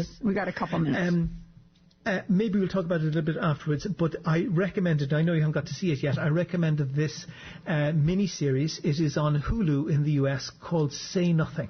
Oh, you know what? Let's take our break now, because I want to have a discussion with you about Say Nothing. I'm talking to William Campbell. His podcast is Here's How, all things political, social, and cultural about Ireland. We are going to continue our discussion right after this. Joan Esposito, live, local, and progressive on WCPT 820. And joining me is William Campbell, host of the podcast Here's How, which reports on all things Ireland. And there is a series running on Hulu right now about the Troubles. Was that the era we called the Troubles? The series is called Say Nothing. And it's about history, but it also reflects events that are happening right here and right now. William, tell us about it, if you would. Well, the central characters in this are two girls, and this is very, very true to life. So it's not even reimagining characters. It's real individuals. Two sisters called the Price sisters, Marion and Doris Price. And the opening of the first episode, or very close to the start of the first episode, is what's called a real event called the People's Democracy March, because, as I said, most of Ireland became independent. 6 of the 26 counties remained under British rule because a majority of the population, not a large majority, but nevertheless a majority, would have been unionists of British extraction who wanted to remain with Britain. That country was essentially, that province, I guess as it's called, Northern Ireland, was essentially run in a very, very similar manner to how South Africa and apartheid was run. So if you were of a Catholic background, there was not quite such specific, explicit sectarian laws like in South Africa, but it was effective nonetheless. You had far less opportunity to vote. It was nearly impossible to vote on the same terms as Protestant people who would have been viewed as unionists. You had absolutely no chance of getting any but the most menial of jobs. There was a gigantic unemployment rate, maybe 30-40% permanent unemployment rate. And many Catholics essentially lived in, what were essentially ghettos. And then came television. And this was not the intention of the government of Northern Ireland. This was, which was sort of like a little local autonomous government, but being run like with international affairs and so forth by Britain. But the British kind of just put their TV transmitters and whatever in Northern Ireland as well, and people turned on the news, and they saw Martin Luther King, and they saw marches in Alabama, and the Catholic people there essentially said, that's us. That was the same thing, and they tried to do the same thing. And this series opens with these two, at the time, teenage girls going on this march from Belfast to Derry. So it's about, I would say, maybe 100, 110 kilometres, so maybe about 70 miles in your money. And they walked it over 4 days. And close to the edge, Derry, which is on the kind of on the other side from Belfast in Northern Ireland, they were attacked by a mob of Unionists, and the series, I have to say, is kind of generous to the police. In reality, historically, the police essentially joined in and beat and attacked these people, and that was a turning point in their lives. And they then went back to Belfast, where they came, and joined the IRA and took part in what would popularly be, or in the press at least, be called terrorist actions. They would have seen themselves as freedom fighters. Mm-hmm. In reality, this was a very problematic and multifaceted organisation, and they murdered many of their own members, as well as committing acts of violence that could not be justified in any context at all. But it shows the duality of that. And what really struck me was that there was created a very organised, very effective, very efficient, let's say, terrorist organisation, which blew up the hotel that Margaret Thatcher was staying in 1983 or 1984, I think, for their party conference. Literally demolished the hotel. She was very lucky to survive, and did other very spectacular acts of terrorism. But there's no question that to me, that grew out of, whether you justify it or not, it grew out of the fact that you had a large section of the population, 30-40% of the population, who were completely excluded and had no democratic redress. They could not go and say, this is unfair, we can vote against it, because they, for complicated Jim Crow type reasons, they couldn't vote on an equal basis. They could not get any but the most menial jobs, and frequently none at all. And of course, in any society, you will have people of varying levels of talent, and you had some incredibly talented people who were literally not, just left to do nothing, and they took to violence. And you can, reasonable people can disagree on that, but what you can't disagree about is that if people have a genuine grievance and they have no other outlet for that grievance, then whether you agree with it or not, that grievance, the outlet, will become violence. There's no question. And it really struck me when I saw the murder of the United Health CEO. And murder is one thing, and sadly, not just in the US, many other countries as well, there are a lot of murders every day. But the reaction to that was jaw-dropping, wasn't it? Absolute outpouring of both, ironic and sincere, support for this guy. Yep. And that, to me, is very, very dangerous, because what has essentially happened in the US is that in the healthcare market and several other markets, I would say, the complete market has been is subject to what economists call producer capture. They have essentially gained control over the entire market, and essentially what is happening is that people are paying vast amounts of money for vastly inferior service. Mm-hmm. And other people are becoming billionaires for it. And, I'm sure, not not a few people can point to very serious medical outcomes that people suffered because of these shenanigans of medical insurance companies. But I'd say pretty much everybody can say, well, they went to the doctor and they should have been refunded X amount and they were only refunded Y. And the reality is that, and there's a scene when these two sisters go and rob a bank, and they pass a note in there saying, we're from the IRA, we're robbing the bank. And one of the Price sisters, dressed as a nun, points out that the cashier has not given over. There's some cash left in the till, and the cashier just says under her breath in Irish, letting know that obviously because she's a Catholic, if she's able to speak some Irish, she says, "Don't take them; those bills are marked." And when you have that, it doesn't have to be just the people, who've had very traumatic experiences or for whatever reason join a terrorist organization or, are willing to start political violence.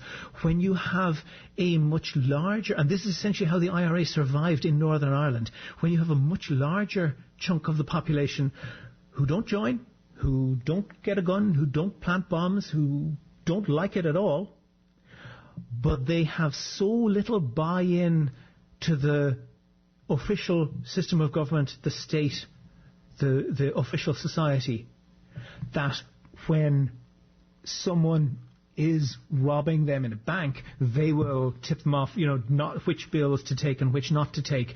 That is a very dangerous position for society. Northern Ireland and Britain, and to an extent the South, the Republican Ireland as well, suffered for decades over that. That has improved very considerably in the past, let's say 30 years. Well, that's by no means perfect. But the bottom line is the success of those companies is the threat to them. They have become so successful at funneling so much money to themselves. The student loan companies have become so successful at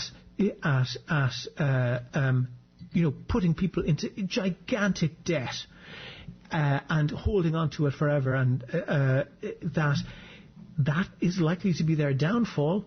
I did a comparison a while back that in the 1960s you could work enough hours during your summer break at minimum wage to pay for your entire year's tuition, and by now you would need to work many years at minimum wage to pay for tuition in an equivalent university. And essentially what's happened is that a relatively small bunch of people have just become wildly successful, and probably much too successful for their own good, at funneling money up to themselves. And I think we're going to hit what's called the tragedy of the commons here, which is that if you take that bunch of multimillionaires/billionaires, a few thousand people, for that group as a whole, it would be very rational for them to say, okay, we're kind of going a bit too far, this is getting a bit dangerous, we'll put the brakes on, we'll do a bit of redistribution so that we're not taking such a huge chunk of the country's wealth. That would make sense for the group as a whole, but they don't work as a whole. They work as a few thousand individuals, and for any one of those individuals, it's rational to say, well, yeah, everybody should not have their hand in the till quite so much, but I need to have my hand in the till because I don't trust any of the others not to, and I need to make sure that I have so much money that I'm insulated from all of the effects of the entirety of my class doing what they're doing. And the result of that is that the sum of the individual actions that they perceive to be in their own best interest is not in the best interest of even of that group, even of the billionaires. I think we're going to get an example of that in this country that is so blatant that even the lowest information voter is going to pick up on it. Because, we basically have Elon Musk is being described as a shadow president. It's not enough to be what many consider to be the richest man in the world. It's not enough. And I don't understand why it's not enough. But, for some people have said that Elon Musk spent between $230 and $270 million helping Donald Trump get elected. But in the process, knowing what regulations are going to be gotten rid of and what government contracts are going to come his way, he stands to make billions. Yeah. It is an investment. I think some of those people are much luckier and not nearly as intelligent as they might think themselves. But I would leave you with one particular term. You, I'm sure, will be familiar that amongst various different left-wing sects, there's all sorts of different types of ideologies. And I've heard it said once that the right looks for allies, the left looks for traitors.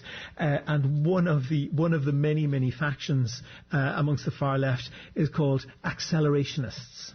And accelerationists, their goal is to make capitalism as bad as possible, as quickly as possible, because if they think they make the working class suffer enough, fast enough, that that will lead to a communist revolution even more quickly than would otherwise have happened. I think that's a profoundly negative and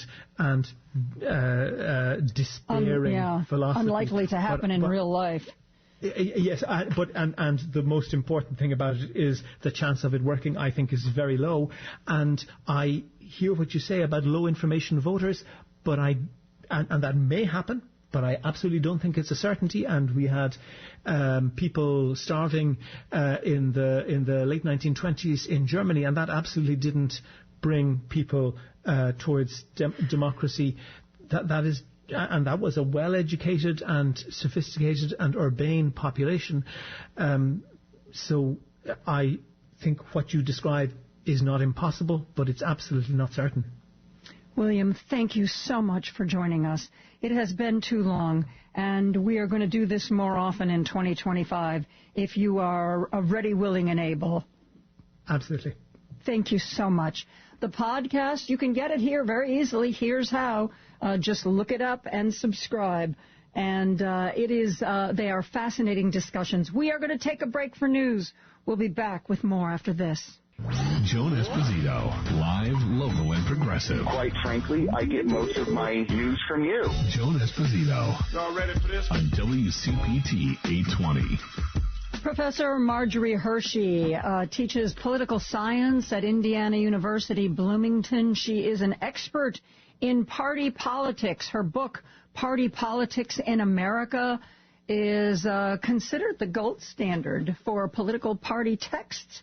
Marjorie, how are you? Did you have a nice holiday? Yes, we had a very nice holiday early because there are 17 people in my family, and in order for us to get together, it takes quite a lot of calendar juggling. Yeah, I would imagine. I would absolutely imagine it does. I want to talk to you, since you're an expert on party politics. Talk to me about the DNC, the Democratic National Committee. I know that the head of the DNC is supposed to be a world-class fundraiser, but what else? What else does the DNC do, this ultimate party job? The head of the Democratic National Committee has a particularly important role whenever there is a Republican in the White House, because therefore there isn't a Democratic president to be the primary spokesperson for the party. So the person who chairs the Democratic National Committee essentially has to take over that role along with key members of Congress who are Democrats. So it's very important to get somebody who heads the DNC at a time like that when the Democrats do not hold the White House, who is not only a good fundraiser, that's always number one in politics, but also is a good organizer, somebody who can get state parties well organized around the country, and who can be a spokesperson who is persuasive and who is very competent, knows what he or she is talking about. Who votes for this? The other members of the Democratic National Committee. And For the Democrats, it's a little bit different with the Republicans, but for the Democrats, that consists of all of the state Democratic chairs and also some representatives from a variety of groups that are closely associated with the party, such as labor unions and civil rights groups, women's rights groups, environmental groups. So does that mean there'll be like 100 people voting on who the next head of the DNC is? Actually, more than that. There are more than 200. I can't give you the exact number. It changes year to year. But most of these are Democratic Party officials at the state level. Mm-hmm. I know that Ken Martin from Minnesota has been talked about as the potential new head of the DNC. A few weeks after Ken Martin was being talked up, Wisconsin's Ben Wickler threw his hat in the ring. What are the qualities that people who vote on this will be looking for? You know, in other words, Ken Martin apparently has done a great job in Minnesota with the party there, but he doesn't have a lot of name recognition, whereas Ben Wickler is kind of one of the, I guess you'd say, stars of the Democratic Party as it exists now. Will that help Ben, or will the voters be looking for some other qualities? Well, as much as we might want to hope that the people who are a part of the party's national committees are all seeing and all knowing, in fact, they aren't. And that means that most of them are going to be thinking primarily in terms of their own state's politics. Somebody from Indiana's representatives to the Democratic National Committee would be thinking, who is the person who is going to help Indiana Democrats get elected the most? But Wickler certainly has an advantage in that he is nationally known. He seems to have done an excellent job in Wisconsin in mobilizing a party that had been fairly sad in some recent years, in recent elections. So I think he probably has the edge. You may have heard. Depend a lot. Go ahead. Given that the state chairs don't necessarily know one another super well, a lot of it probably will come down to their interactions at the Democratic National Committee meeting when they come together to choose a chair, as to who is particularly persuasive and has especially good ideas as to how to maximize the Democratic Party's performance. There has been a lot of reporting recently about a younger guard of Democrats trying to get the older legislators to maybe step aside from leadership so they can take over. Jerry Nadler stepped aside as the head Democrat on Judiciary so Jamie Raskin could take that over. AOC tried to be the lead person on oversight, but was voted down there by Jerry Connolly, who some people think is a really good choice. He is, though, definitely the old guard at 74 years old. What do you think of the announcement that anti-gun, anti-violence activist David Hogg has thrown his name, not to be head of the DNC, but to be one of the vice chairs? Well, I think that we might want to have some more mixed feelings about the sense of generational change than we ordinarily do.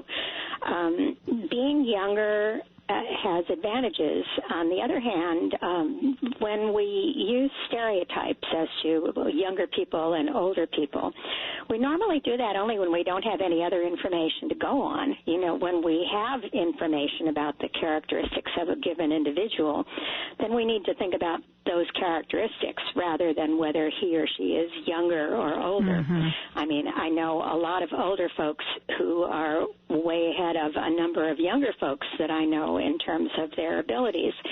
So I think it's important not to put generation at the top of our list of qualifications.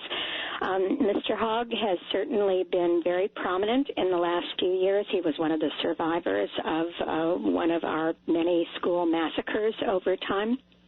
And he certainly, obviously, has a great deal, not just of commitment, but of ambition. But what's most important, I think, is to get a sense of what he's like as an organizer, rather than the fact that he's a certain number of years old. I mean, you know, I have a grandson who has a lot of opinions. He's 4. You know, that doesn't necessarily qualify him for anything much, except for being a wonderful person. But, you know, age itself doesn't mean a whole lot other than what one's qualifications are and experience. Interesting. And I'm just learning about this whole process. You said that the members of the committee are going to come together to vote. At what point does that happen? I believe that the vote is scheduled for the end of the first week in February. I'm sure that anybody who is interested in becoming DNC chair is not going to wait for just that meeting in order to get in touch with other state chairs and various organized interest representatives like labor to convince them of his or her qualifications. So I assume that that's happening as we speak and will continue to for the next month and a half. I know that it's a very important position within the party, but for those of us who aren't affiliated with the party in any way, we're just Democrats, does it really matter? How much does it matter to us who the head of the DNC is? What effect does it have on my life?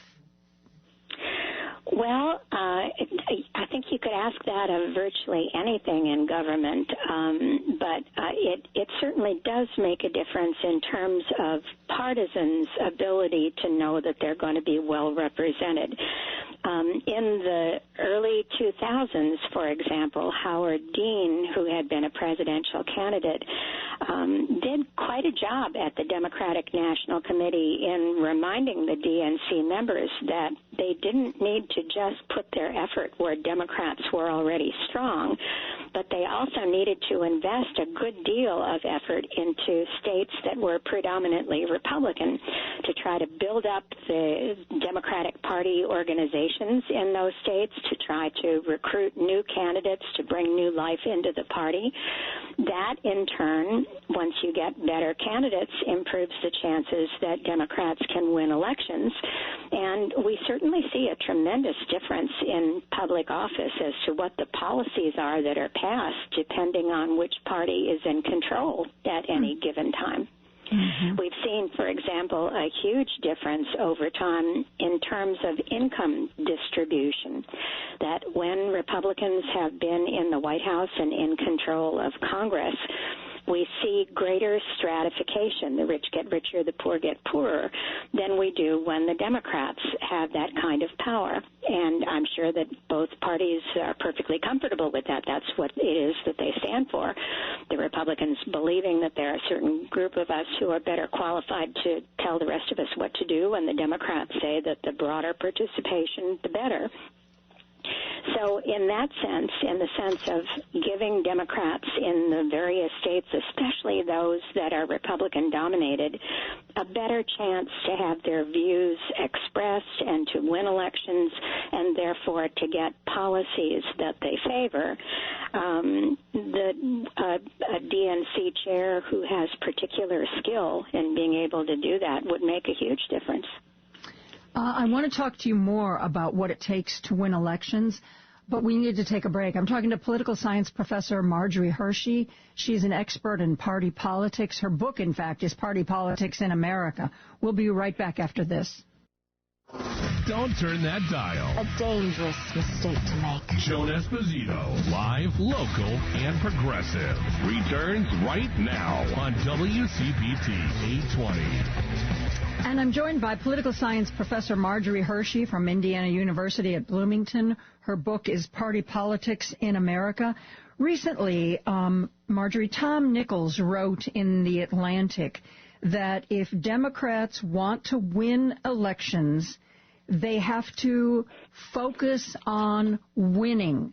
And I think what he meant by that, the way he explained it, is that Democrats have to be more pragmatic. And, you know, that his argument was right now Democrats are kind of trying to be all things to all people. You know, you're a progressive and you have this position on this issue. Well, by gosh, we'll make it part of our platform. You over there, you have a position over on an issue. We'll make it part of our platform. And he said in the article that rather than bringing people together, that kind of thing can be alienating, and that Democrats need to be more pragmatic, even if it means ignoring certain voices within the party, that they had to concentrate on what it takes to win. What do you think about that? Well, I think it's been true for a long time that the Democratic Party has been more internally democratic, small d, than the Republicans have, in part for the reason I mentioned earlier. They're just different philosophies of how government ought to work. I think that the one thing that many people need to keep in mind, especially when they are politically engaged, as I assume that a lot of your hearers are, is that most Americans really don't know very much about politics, don't care that they don't know very much about politics, and are pretty sure of a lot of things that aren't true. In other words, they have a very strong sense, for example, that all politicians are corrupt, that all politicians lie. Goodness, anybody who actually knows a real live politician, and there really are hundreds of thousands of them, knows that that's a very bizarre stereotype. But if you are that distant from understanding politics and being involved in it, as most people are, you're probably not thinking in terms of political issues. You're probably thinking in terms of broader general senses of what a candidate and a party are like. And I think that probably the most important thing I could say about that is that the Democratic Party, like the Republican Party, is permeable. It's open to be taken over by well-organized forces. The Republicans were very clearly taken over by the evangelical Christian New Right, beginning with Ronald Reagan. The existing Republican Party previous to that, which I knew for a long time, was simply put aside by the fervor of these people who came in. The same is true of the Democrats, and I think that probably the best example of that is the commitment to transgender rights. Transgender people quite obviously deserve the same respect as anybody else on Earth, but I think it's rather remarkable to spend a great deal of time on an issue that is of desperate concern to less than 0.5% of the population, especially when it gives the impression to a lot of people who aren't transgender, and that's 99.5% of Americans, that this is a party that is concerned about people who aren't them, who aren't the people who are listening. I saw a recent survey in which the average respondent thinks that on average 20% of Americans are transgender. Oh, my God. Well, you know, that is simply, I can't say the word that I was thinking of on radio, but the expletive crazy. Mm-hmm. And but the reason it is that we talk about it a lot. Why do we talk about it a lot? Because the Republicans bring it up because the sense is a lot of people who are not transgender and don't think they know anybody who is transgender will say, oh, that's weird. So the party must somehow be speaking for people other than me. I don't think in any way that Democrats ought to come out against transgender rights. It's a question of priority. When most of us have other things at the top of our priority list, it's helpful for the party to pay attention to that and not to put at the top of the priority list just an issue that the Republicans came up with because it was something that they knew the Democrats would have a heck of a time defending. And one of the things that Tom says is that Democratic politicians have to be more resistant to pressure from some of the factions within the party. For instance, it was his take that, that quote that the Republicans used to make an attack ad about Kamala Harris saying that transgender prisoners should get medical care. His feeling was that she was pressured into making a statement like that by the American Civil Liberties Union or some other group that was fighting for trans rights. And I think that politicians need to be smarter about some of the things. First of all, we live in a world where it doesn't matter if you said something 10 years ago. It can and will be used against you. And I think that politicians need to think every time they speak about how what they're saying could potentially be weaponized. Because Kamala Harris could have said, look, I believe that people who need any kind of medical care should get medical care. I think that's a human right. And, she didn't have to be as specific as she was. His argument is that going forward, politicians need to be, smarter, more careful about stuff like that. It does seem like anything you've ever said in your life could be weaponized against you. Yeah, if you let it. The challenge is that it is so hard, and I just can't underline that enough, for people who are being quoted all the time, in which virtually anything they say is written down, and opposition researchers have records of all the speeches you've ever given in your life, to avoid saying something dumb. Sooner or later, you're going to say something dumb. And the opposition researchers from the other party are going to pick that up and say, ooh, look at that. Transgender surgery should be paid for by the public for people in prison. Well, you've already racked up about 3 negatives there: transgender, prison, paid for by the public. Obviously, that was a dumb thing. Obviously, Kamala Harris has said a lot of smart things as well, and it's going to be virtually impossible for any of us. Goodness knows, I'm sure I say that many dumb things before breakfast every day. If any of us were subjected to the same kinds of critiques as political leaders were, none of us would stick our head out of our doors. So what you have to do is to be prepared to either change the subject. That's what most politicians come to learn over time, that when somebody says, ooh, you said that it's important to be able to have the public pay for da-da-da-da, then to be able to move quickly to say, I don't know where you got that, but what I think is really important is for people's needs to be met by the government, and it seems to me that when the Republicans do such and such, that they're not meeting those needs. You can change the subject, you can reinterpret what you said, but you don't dare explain it, because the rule in politics is when you're explaining something, you're losing. Yeah. Tell me what you see with this upcoming Trump term. Hopefully, if the rule of law stays in place, the last ever Trump presidency. I think it will be. I mean, the guy's mortal. There are going to be limits on his ability to stay in office, no matter whether or not he wishes. And he is obviously not anxious to appoint a successor. He wouldn't even want his own children, I'm sure, to get the kind of notice and attention in the public that he gets.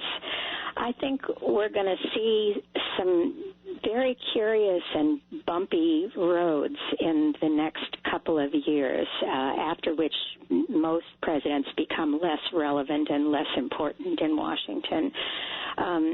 He isn't terribly interested in public policies. He seems to have the attention span of my 4-year-old grandson, and so even when he's interested in public policies, he doesn't necessarily stick with them long enough to have something done about it. For example, why on earth would anybody spend that much time on daylight savings time? This is sort of not the kind of issue that a lot of people wake up thinking about. So his lack of attention span is really going to limit the extent to which he gets anything done. So then we have to look at the people he's appointing, who are going to be the heads of the various cabinet departments, because they're the ones who are going to be charged with carrying out Trump's policies. And that is not easy either. It's not necessarily the case that when you appoint a right-winger to head the Department of Justice that right-wing policies are going to result. There are a whole lot of people who work for the Department of Justice, and not all of them are right-wing. And what happens depends on the actions of each one of them down along the line. So I think it's fairly easy to overestimate the power that a president has. When President Reagan came into office, a good deal of what it was that he wanted to accomplish never got done. I don't think that President Trump has the capacity to do much better. I think it's really true, as someone said, that President Trump's greatest superpower is his ability to convince people that he has superpowers, and that's what he's best at. It's creating an image of strength, but that doesn't necessarily mean that he's capable of following through. Professor Hershey, thank you so much for joining us. I love talking to you. It is always interesting and fun, and I look forward to talking to you in the new year. Let's hope that we all still have a government in the new year. Yes, let's, shall we? Let's. Take good care, everyone. Professor Marjorie Hershey from Indiana University at Bloomington. Her book is Party Politics in America. We're going to take a break. Rich Eberwein is going to join us with the latest from Heartland Signal right after this. Joan Esposito, live, local, and progressive on WCPT 820. Rich Eberwein from Heartland Signal is here. Heartland Signal is the digital side, the digital sister, if you will, to WCPT. And it is a place where you can go for news of the day, political news of the day, where people like Rich dig out the stories that you might not otherwise see or hear anyplace else. Rich, thanks for being here. Yeah, thanks for having me again, Joan. Always a pleasure to discuss some Midwestern politics with you.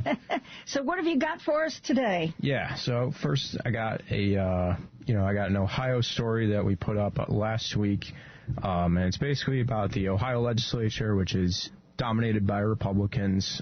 They advanced a bill last week to prohibit gun owners from being forced to purchase liability insurance.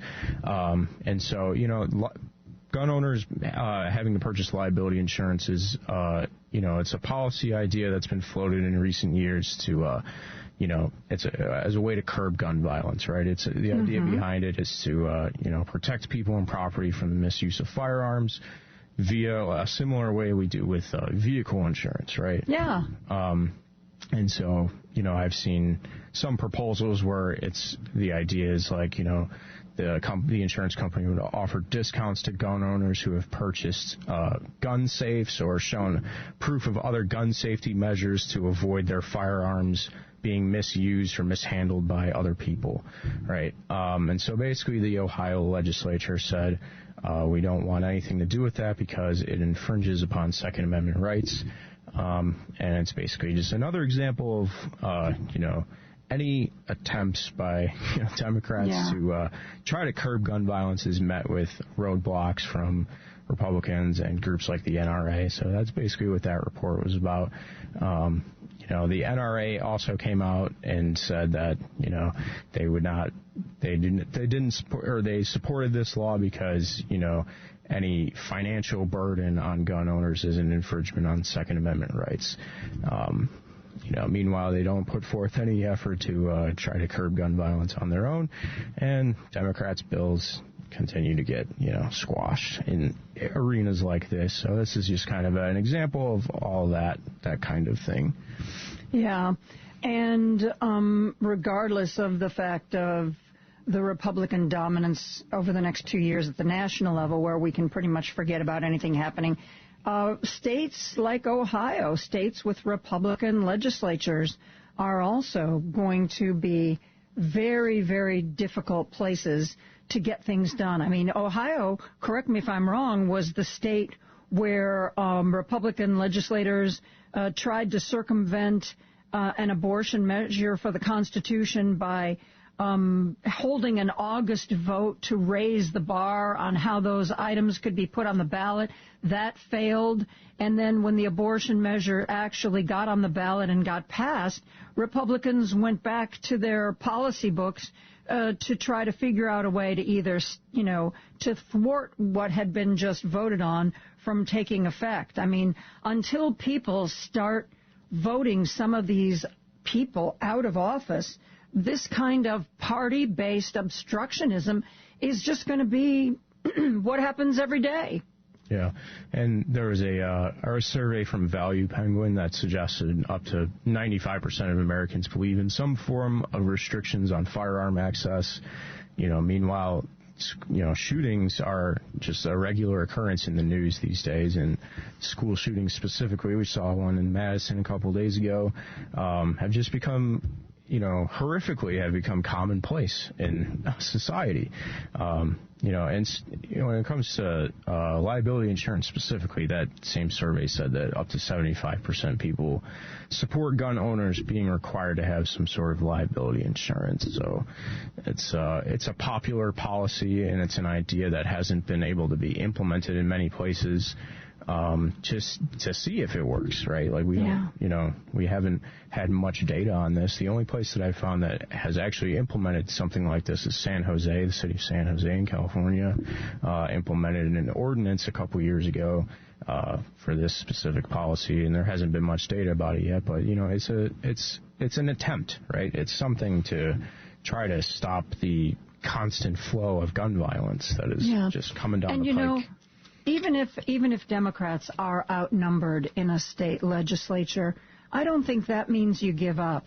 Sometimes you put together a bill, if for no other reason than to draw attention to the issue and to say, here's a problem, here's a common sense approach, and I'm sorry, the Republicans you voted for decided not to do it. And I think that kind of pressure helps when it comes to the next election. Oh, by the way, remember, this is the guy who voted against that measure. Yeah, remember that? If you didn't like that, now's your chance to do something about it.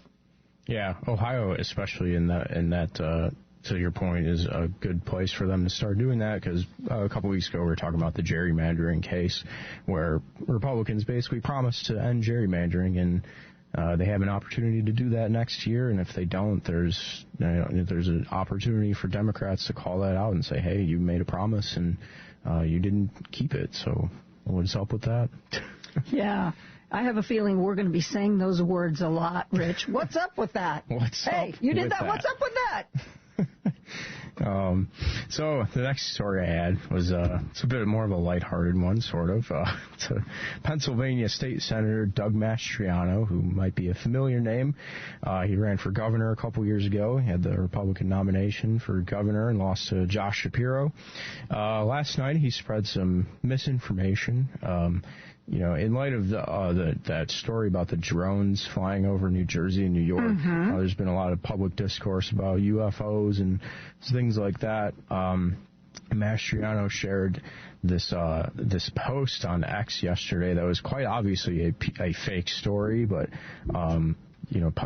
spread it as if it was real, and it was about a drone that was, allegedly recovered in Orange Beach, and the picture that was featured under that false headline was a truck hauling a prop TIE fighter ship from Star Wars, and so and there was no semblance of satire or joking. It wasn't a joke, right?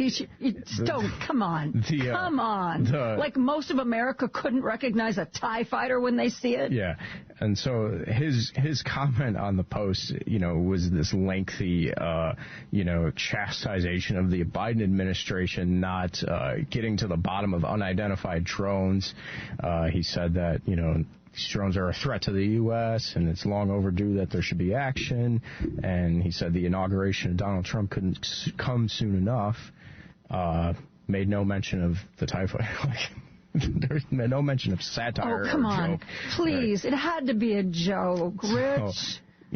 despite that fairly serious tone in his rhetoric, Mastriano responded on his personal X account this morning by implying that it was a satirical meme, and that then he complained that the Philadelphia Inquirer even asked him about it. Throwing journalism under the bus too, this is an issue. If you're not recognizing that the TIE fighter is a joke, that's an important thing for people to understand, right? And you're a guy who is a sitting legislator who had a serious bid for the governor job, and this was an instance of you seemingly just falling for a fake news story. Usually, or at least in the past, what I've seen Republicans do when they put out something as ridiculous as this, they throw one of their staff or an intern under the bus. Oh, I didn't see that. I didn't sign off on that. Somebody in my campaign office posted that, and I'm going to get to the bottom of that, and it was their fault, not mine. Yeah. Which is kind of problematic in that you would think that you would either know what's going out on social media under your name, or at least you would have a more competent person putting together your social media. Yeah. In this case, he deflected the blame to the media rightfully asking him a question about his post, because he's an influential member of a state legislature. That's just Mastriano he's a very controversial figure in general. He's a very avid supporter of MAGA and Donald Trump, and earlier this year we reported on him because he was hit with an ethics complaint, which involved, it kind of spawned from him using campaign committee money to charter buses for people in Pennsylvania to attend Donald Trump's Stop the Steal rally on January 6th, which, of course, eventually kind of morphed into the insurrection on the Capitol. Mastriano claimed that he left before it got violent. There's photo and video evidence saying that, showing him going past the barriers after they were ripped down, but he claims that he was not there to participate in the violence. And he also attempted to pass legislation in November of 2020 to change the electoral results in Pennsylvania instead of following the results of the voters.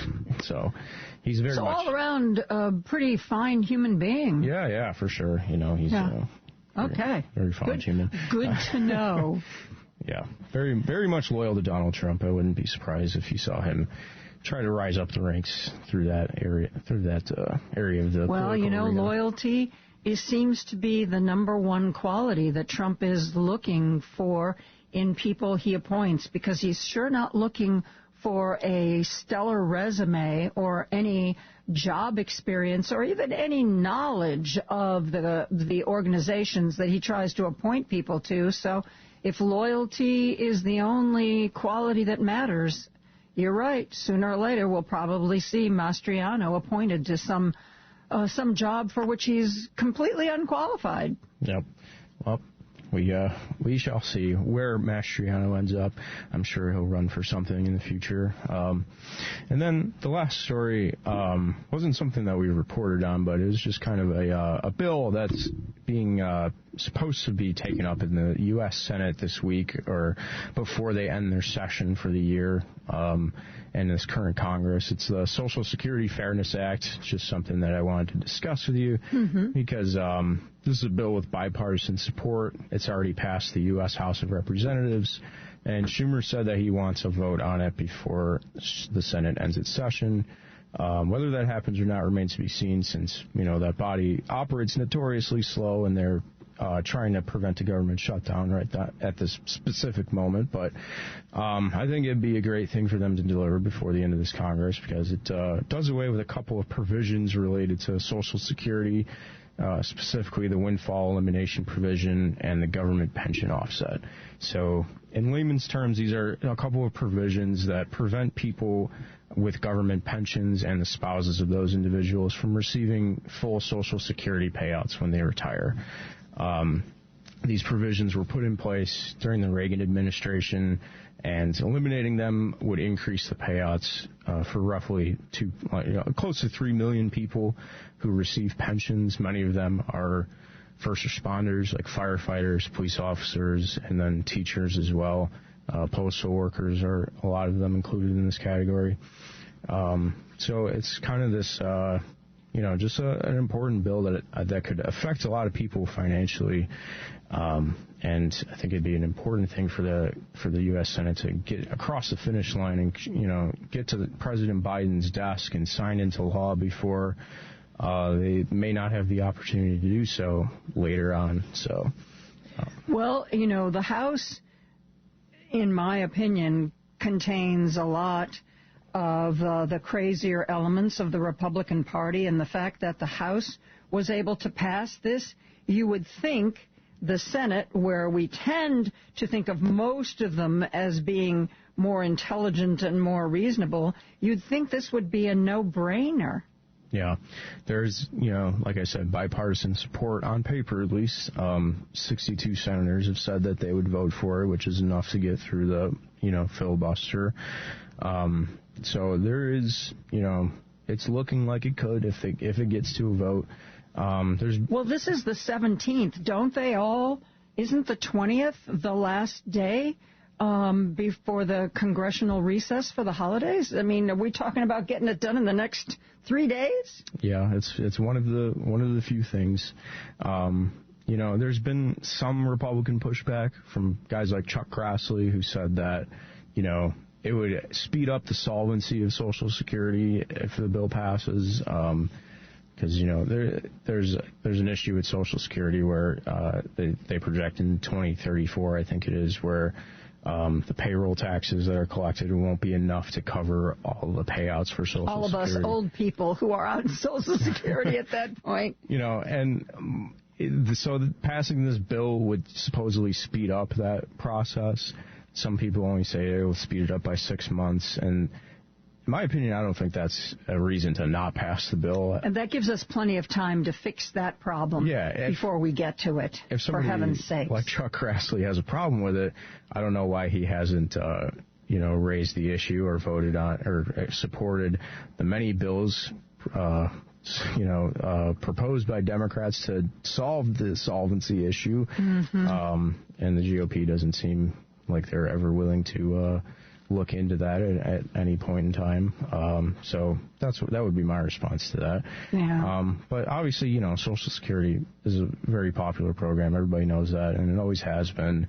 And I think this would be a great thing to help, lift up some workers in some of the most vital roles in our society, like teachers and first responders. So I just kind of wanted to, raise awareness about that bill, and hopefully it gets across the finish line and can, give some relief to some folks.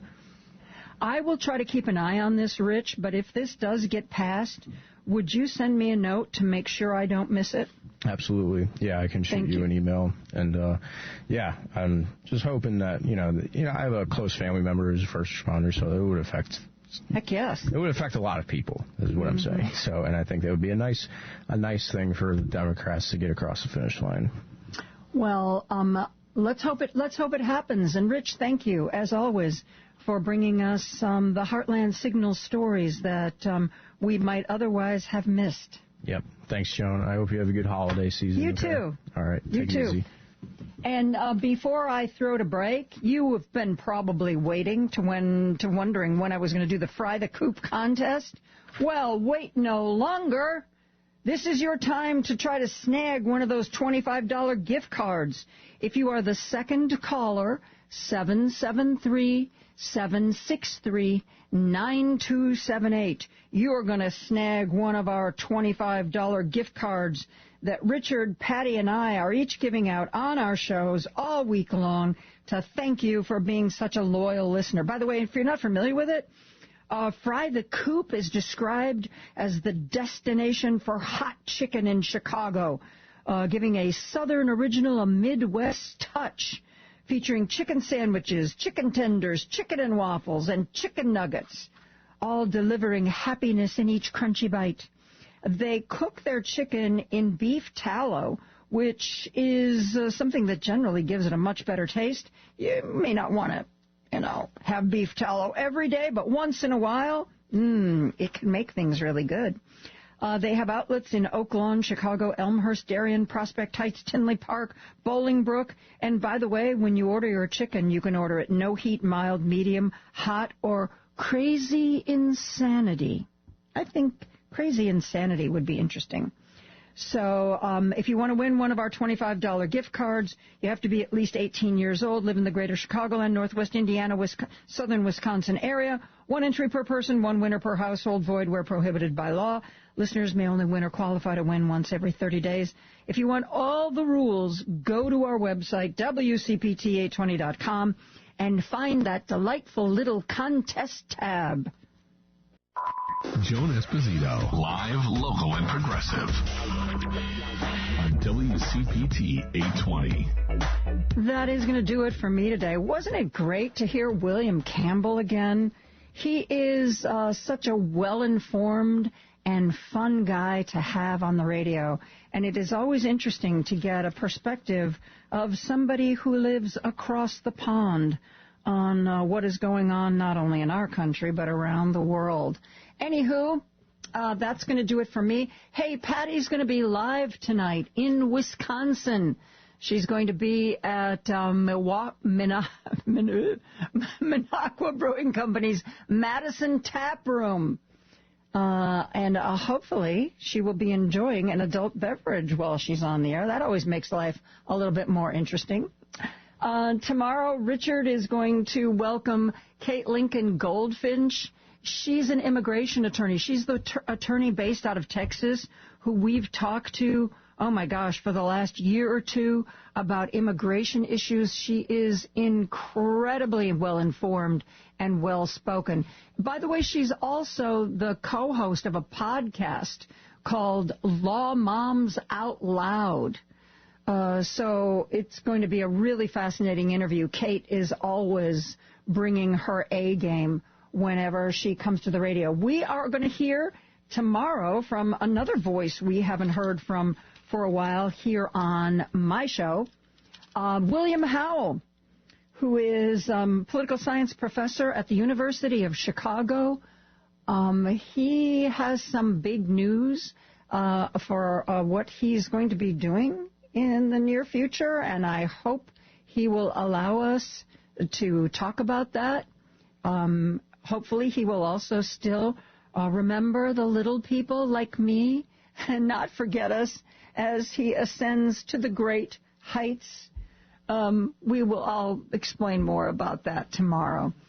So it is going to be a great evening live in Wisconsin in just a couple of minutes.